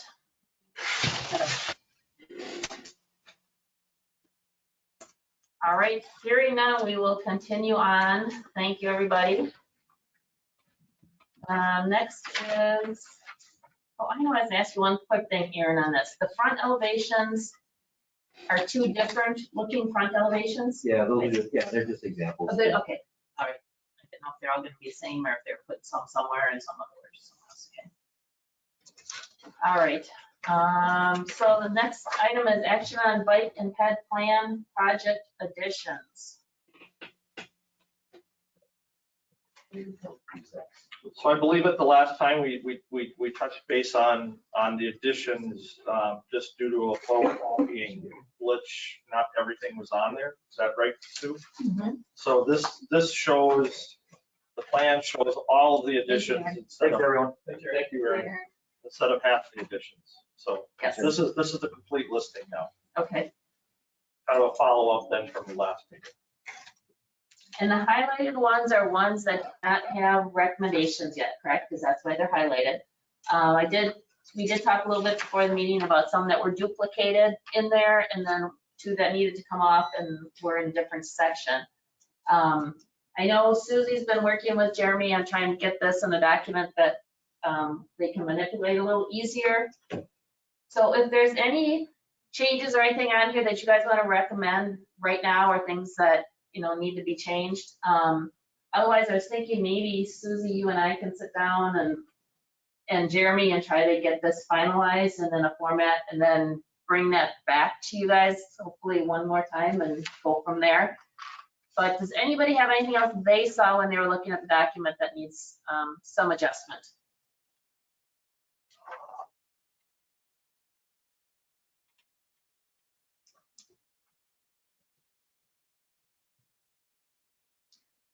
Okay, hearing nothing, so if you would approve that, maybe that, or maybe we can just bring it back and I can sit down with Susie and even Rex and Jeremy and try to get it in final format and then bring it one more time back to you guys for final approval.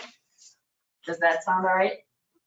Tracy, do you want We have a motion to do that, and then we can say yay and move on. Okay, that number from P and D versus P and B? okay. So one of the questions I had, very picky thing, but on the far left corner, the heading for that column says number from P and D plan. I'm thinking that must be P and B, like pedestrian and bike plan, but I just wanted to double check and see if that was That's something in else. there. Yep, it is P and B, boy, B boy. Okay. And then the other thing that we talked about early on, 2021-14 number is a Holmgren Way pedestrian facility. I believe those are incorrect, that should be Vanderpuren Way, which is the one that is listed on 2021-2. But I wanted to double check if there was something that I am missing on that, but that was what I think I had talked about, and the roadway is incorrect on that. And it's already listed up in 2021-2, so it should be Vanderpuren Way. Yeah, it doesn't make sense. It doesn't make sense because I did a Holmgren on Holmgren. Yeah. So we're gonna take those 2 out unless there was something that we're missing on that. You're taking out 2021-14. Right. Yes, and it's listed twice, so we'll take out both of those because that's listed on the last and then up a little bit.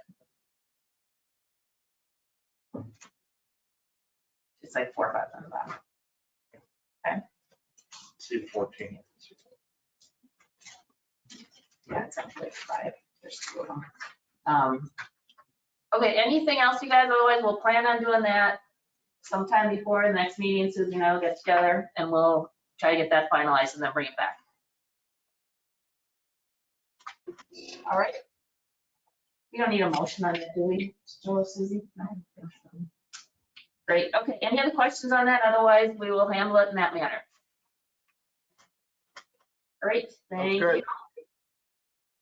Okay, so then the last item I think on the agenda for action is discussion and possible action on trail clearing and possible prioritization. All right. The map was included in the packet that we had presented last time. And Tracy, you might have put together a list of trails to be included for discussion for winter clearing. Yep. And by and large, with the exception of maybe 1 or 2 exceptions, these are all trails that what we would consider more like a side path. So it basically runs along the right of way of a road, an existing highway or road. 2 of them would not, the Ashwaubenon River Trail and the Pedestrian Park. Right. Yeah, those would be the only two.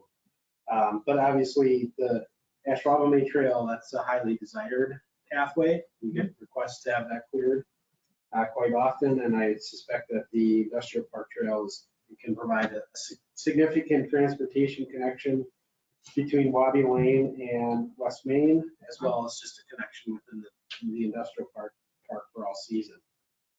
I think when and Rex, correct me if I'm wrong, I think when we talked last time, we got some dollar figures from Brown County about the Fox River Trail being about $1,000 per mile. We estimated that cost is, for us anyway, is likely to be double, and we're guessing high. And the reason for that is on a side path like this, we're gonna have to probably clear it more than just one time. Whereas on the Fox River Trail, they clear it once and then they're done. But because of the continuous snow clearing activities, especially along county trunk highways, we're gonna probably have to clear it more than once in order to maintain that. So we're probably looking at a cost of between $20,000 to, let's say, $25,000 annually to hire a third-party contractor to maintain that. And that's fine if that's the committee's desire. I think what we would look at is if that's the list that you want to present as a recommendation, then we as staff can create a cleaner, more revised version of an estimate and maybe even get some direct costs from vendors to see if they could even quote us on it. And at that point, kind of present that to the board as we're going through the budget process to see if that's something they want to consider. I would say, and I'm just going to throw this out, but I've got to speak on this. I would say to eliminate the industrial park trail on the trail clearing. It's just my own opinion. You've got a north-south roadway on Commodity, and I don't want to say it follows Commodity. It follows the creekway on Commodity. You know, if that were through a residential neighborhood, I would want it, but I agree with Rex. I don't think that should be the last one that we plowed. All the other ones I think are great. The industrial park trail, it is in a, it's a more isolated area about that, but when I go out there, when I'm out there, there are always footprints all over the place. People are using it and they're out there taking advantage of it. And maybe it's not one of the early ones to be cleared. When the snow event has ended, it's a week later, they go and clear it. They clear it because then at least it's accessible and open at some point. It doesn't have to be first. And I don't think any of the trails actually should take precedence over, obviously, roads and sidewalks. Those should be first and then the trails come after.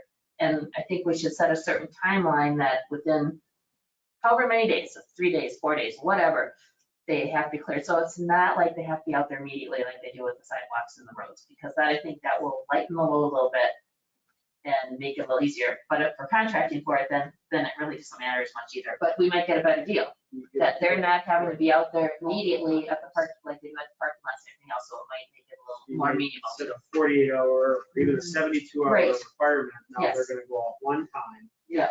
Yes.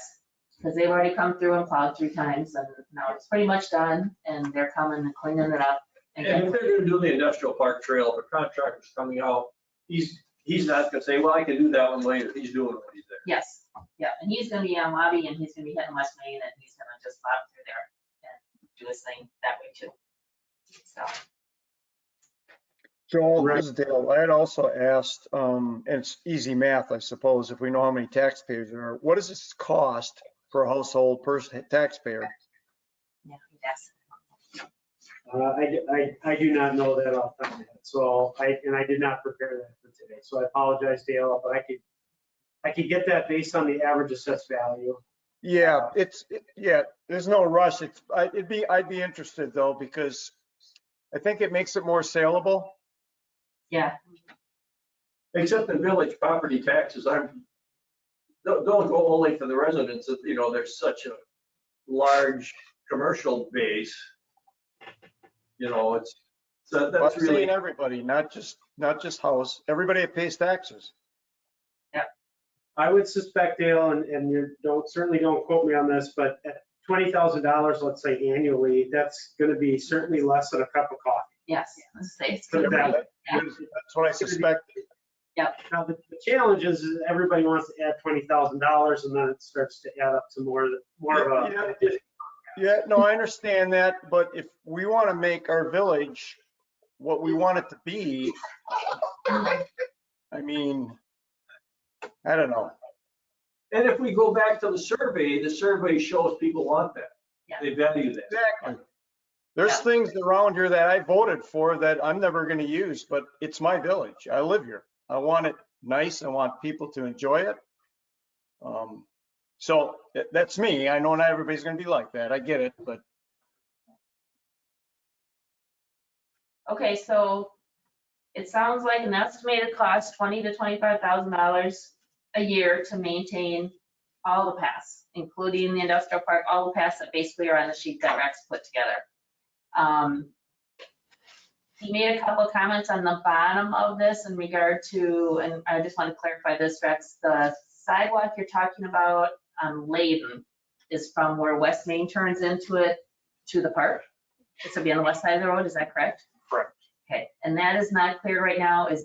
Nope. Why is that not? The Well, part of it's Hobart.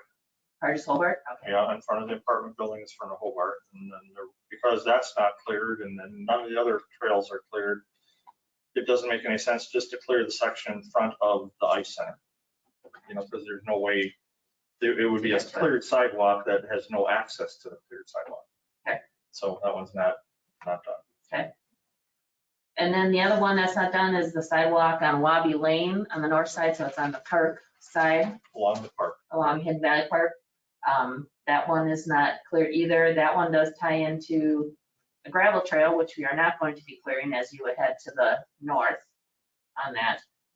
So those are the two sections that would not include our sidewalks that are not cleared at this point. Correct. Okay. So I guess, any other questions or comments on this? Otherwise, looking for a motion that we can take on to village board at some point, and we can get a document together that kind of finalizes, at least spells out the cost, what trails will be involved in it, and that we would like it to be part of the next year's budget.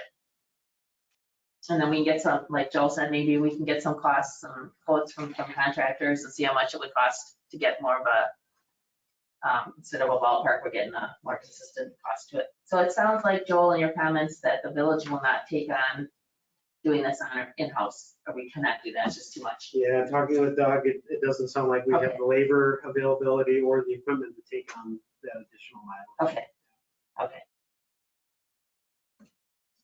And depending, of course, if the board approves this extension or expansion of trail sidewalk clearing, we may even alter what we do internally as well. Yeah. We might look at that as, maybe we can get some cost benefit by having them, let's say, do the sidewalk, but then we do the trail. I don't Okay. know. so you'll adapt a Doug little and bit. we didn't discuss this, but Okay. certainly would be an opportunity for us to have that discussion. Okay. The other thing we should weigh in on is what we would like the timeline to be on clearing for the trails. Any thoughts on that? We've thrown out 48, 72 hours. What are your thoughts on that? 72 is fine. 48. 72. 72? Okay, so we're saying 72. 72, okay, so we're saying that we'd like, Completed by that time. okay, by 72 hours after a significant snowfalls or after a snowfall.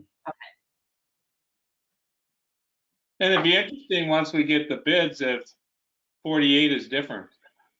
Because True. I'm sure it's an equipment pull. If their equipment is probably of more value right after the snowstorm versus 2 days or 3 days after, so. Well, we could get quotes for 48 hours and 72 and just see what works out. That's a good idea, Randy. Go with both. Sometimes we get 2 or 3 inches of snow, it's melted and Yeah, yeah, or you didn't have to do anything with it. Yeah, you're right, especially early on or late in the year. Okay, so I guess I would welcome a motion in regard to the clearing of trails in Ashwaubenon. I move that we request the village board budget to clear the trails and get quotes on 48 and 72 hour bids. second for anybody or anything to add to it? The only question I have is I thought at one point we were going to try and justify this to make them understand why we felt this was important. I mean, that's fine. We can go ahead with the motion, but I'm thinking we're talking about expenses, but I went into some of those Redo places down there and they're $1 million and they have a pathway behind it.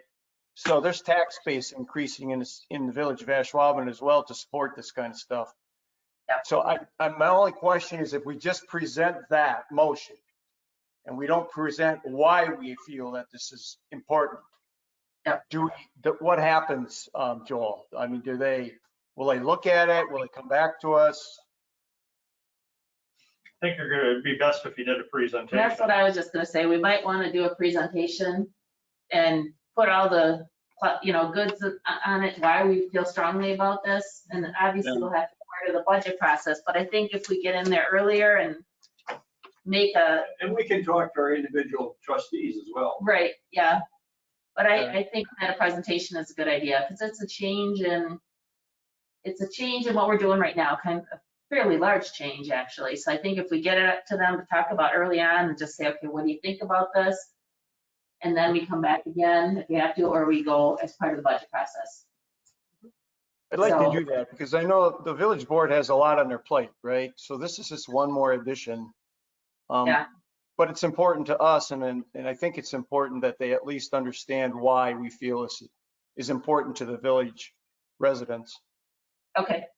No, I think that's a good idea. So let's get this motion done and then we'll come back to that real quick. Yeah, okay, the motion is, I can't even read my notes. Can you read yours, Suzie? I have request village board budget clearing of the trails and get bids on outsourcing costs. And for 72 hours. Oh. 48, between 72 and 48, okay. All right, the motion is out there. Can I get a second from somebody? I'll second it. This is Dale. Okay. All those in favor say aye. Aye. Opposed? Okay, motion carried. All right, so let's quickly touch on Dale's thing. We'll go up to village board and do a presentation. Can we talk about that at our next meeting in May? And we'll get our presentation together, who wants to come, who wants to do it, and then we'll go from there, and then we'll try to go to the May village board meeting at the end of May. Sound good? Yep, that'll give us some time to think about what we'd Okay, like to yeah. present. Yep, everyone think about it, come back with some ideas at our May meeting, and then we'll plan on presenting at the end of May to village board. Okay, thank you. Anything else on that? Otherwise, we will move along. I appreciate your input. Okay, the next item agenda, where am I? Department reports. Rex, anything else additional from Park and Rec? West Main Avenue Trail, we just got the estimates back for the right-of-way purchase or easement addition from Stiro. So those have been sent to Aaron and to Tony to plot, I don't say plot, to insert into potential agreements. That when we meet with the homeowners or the property owners along that stretch, there's only 3 of them. I want to say one of the properties is about $20,000, just about 19 and change. The Monroe property is about $10,000, and MK Holding, I can't remember. There's another one where it's just $1,000. So probably a total of 19, 29, around give or take $30,000, and Right away. for right away.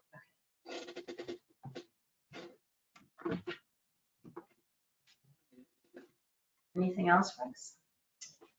No, we're still, it's a slow road on the Ashwaubenon neighborhood trail right now, so. Yeah, is that gonna come to this committee at some point? Because it's a bike ped, or will it just go right to park? It's gonna go to park board. Okay. All right. State DOT, anybody have anything from state DOT? Public safety, Jason is not on the committee anymore, isn't it? Isn't it Jeff? We should change that name on there. Jeff, are you still here, or did you give up on us? Yeah, yes, I am. Anything on your phone? Yeah, I don't have a whole lot to pass on. We had a significant pedestrian versus vehicle accident again. This one was in the Stadium District on Holmgren Way between Lombardi, kind of right by Stadium View.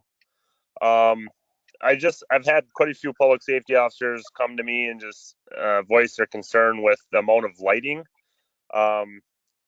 Obviously, there's been alcohol involved in all the incidents that since I've been in Ashwaubenon. I've had three significant injuries probably down there versus vehicles.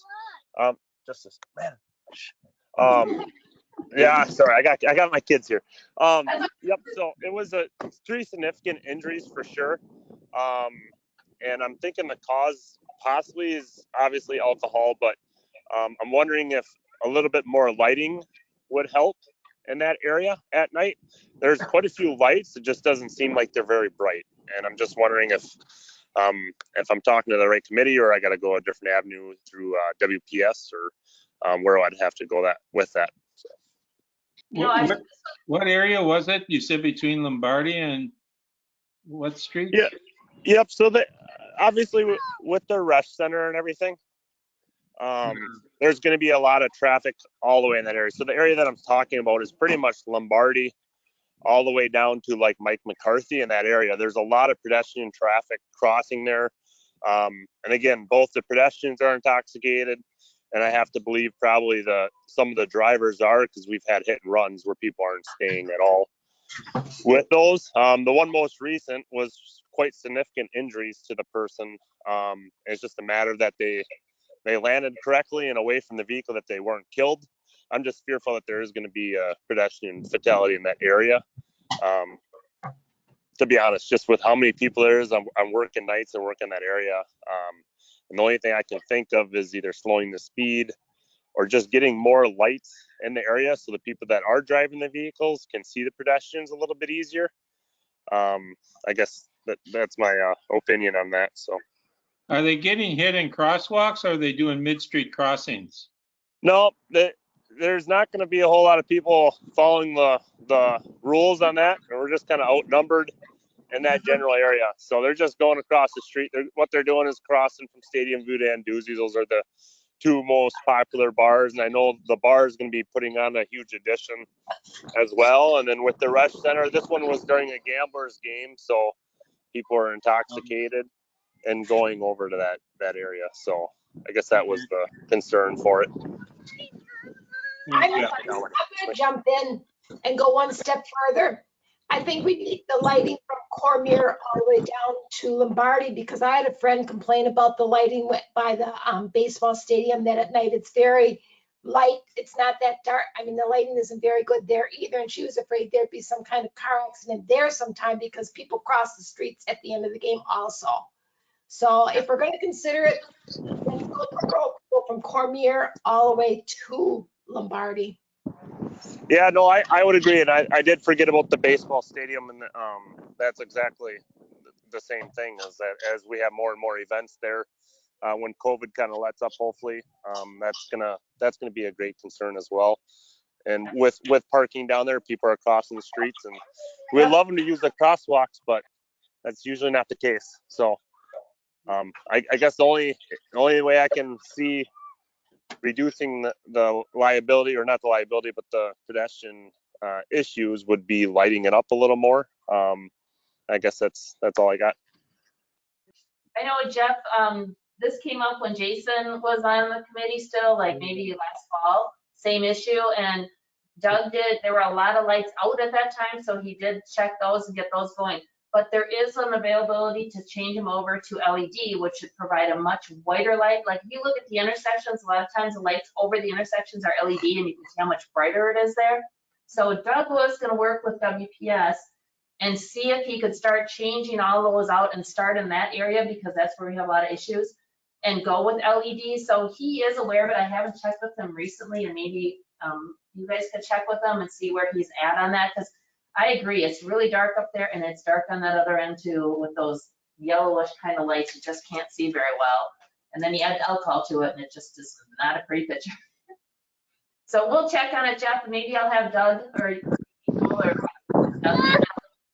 and let you know where that's at. Sounds good. Thank you so much. Okay. Thank you. Thanks.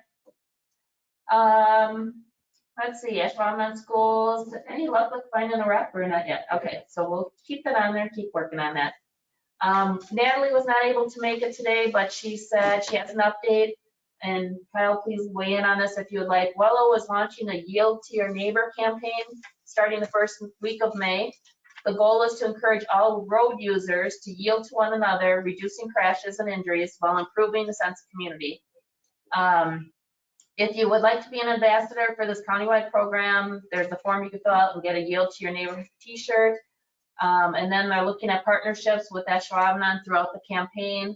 And they're gonna get a hold of us in the future and tell us how we can get involved in that. But it's just a way to make people more aware of yielding people that are walking in the community and keeping everybody safer. Kyle, anything you want to add to that to talk about the last meeting? I think, I don't remember, but I thought Natalie had some information that maybe we could put on the village website and talk about that. Okay. So we can check with her and see if there's a possibility we could put stuff on the village website. I don't know if there's an appropriate place for it.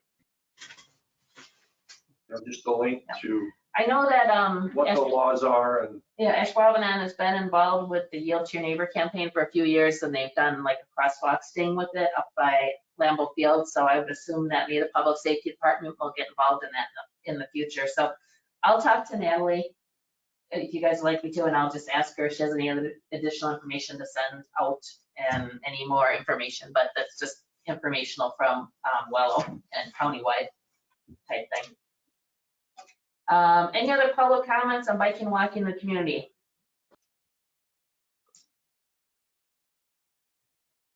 Okay, our next bike ped meeting is scheduled for Monday, May 10th. And I think we have a few items on there. Susie, can you summarize real quick? Well, I have the presentation discussion. Okay. And then the updating spreadsheet for the projects. That's all I have. Unless I missed anything. Probably wouldn't be anything else with the subdivisions because those will continue on. So those are the two items. Anybody else? I'm sorry, what? The prepare for the presentation to village board, talk about that and get that set, and then the update spreadsheet. We need to have on there about the ordinance. We need to start the process of creating, if we want to create an ordinance for the required sidewalks. Okay. Thank you. And to do that, that needs to be a recommendation, then we'll need to go to plan commission and then ultimately village board. Okay. All right, so we'll add on there too, thank you. Ordinance for the sidewalks, to look at maybe requiring sidewalks in new subdivisions. See what we can do for that. All right, any other comments or anything? Otherwise, I appreciate all your time. I know it was a long meeting, but we got a lot done, I think, and I appreciate all your comments. So motion Just to a adjourn. real quick one, I know everybody wants to get out, but Joel, so how did the survey go out to people? Essentially, we just had it on our website, and then we posted it on our social media channels. We had it available for about 2.5, 3 weeks. We did send out a notice to the press. I did notice that they did not publish anything on it, so it was a light response, but that's kind of what we were anticipating with this go around. Well, I was curious because I missed it myself. I did mean, I too. don't do the Facebook. I don't necessarily go online. And so that's why I went back to suggesting, is there a possibility of putting something in a mailer or whatever? And I know there's an expense there, but I think you might have, and maybe you wouldn't have got any more input anyways, I don't know. But I was just curious how it went out because I missed it completely. That was essentially how it went out, and certainly Okay. lighter response than I think we had hoped. All right, good enough. Thanks. Anything else, anybody? Otherwise, I welcome a motion to adjourn, please. Make a motion to adjourn. I second. Second by Leroy. All those in favor? Aye. Aye. Hey. Anybody opposed? No. Thank you, everybody. Have a good evening. Have a good week. Thank you.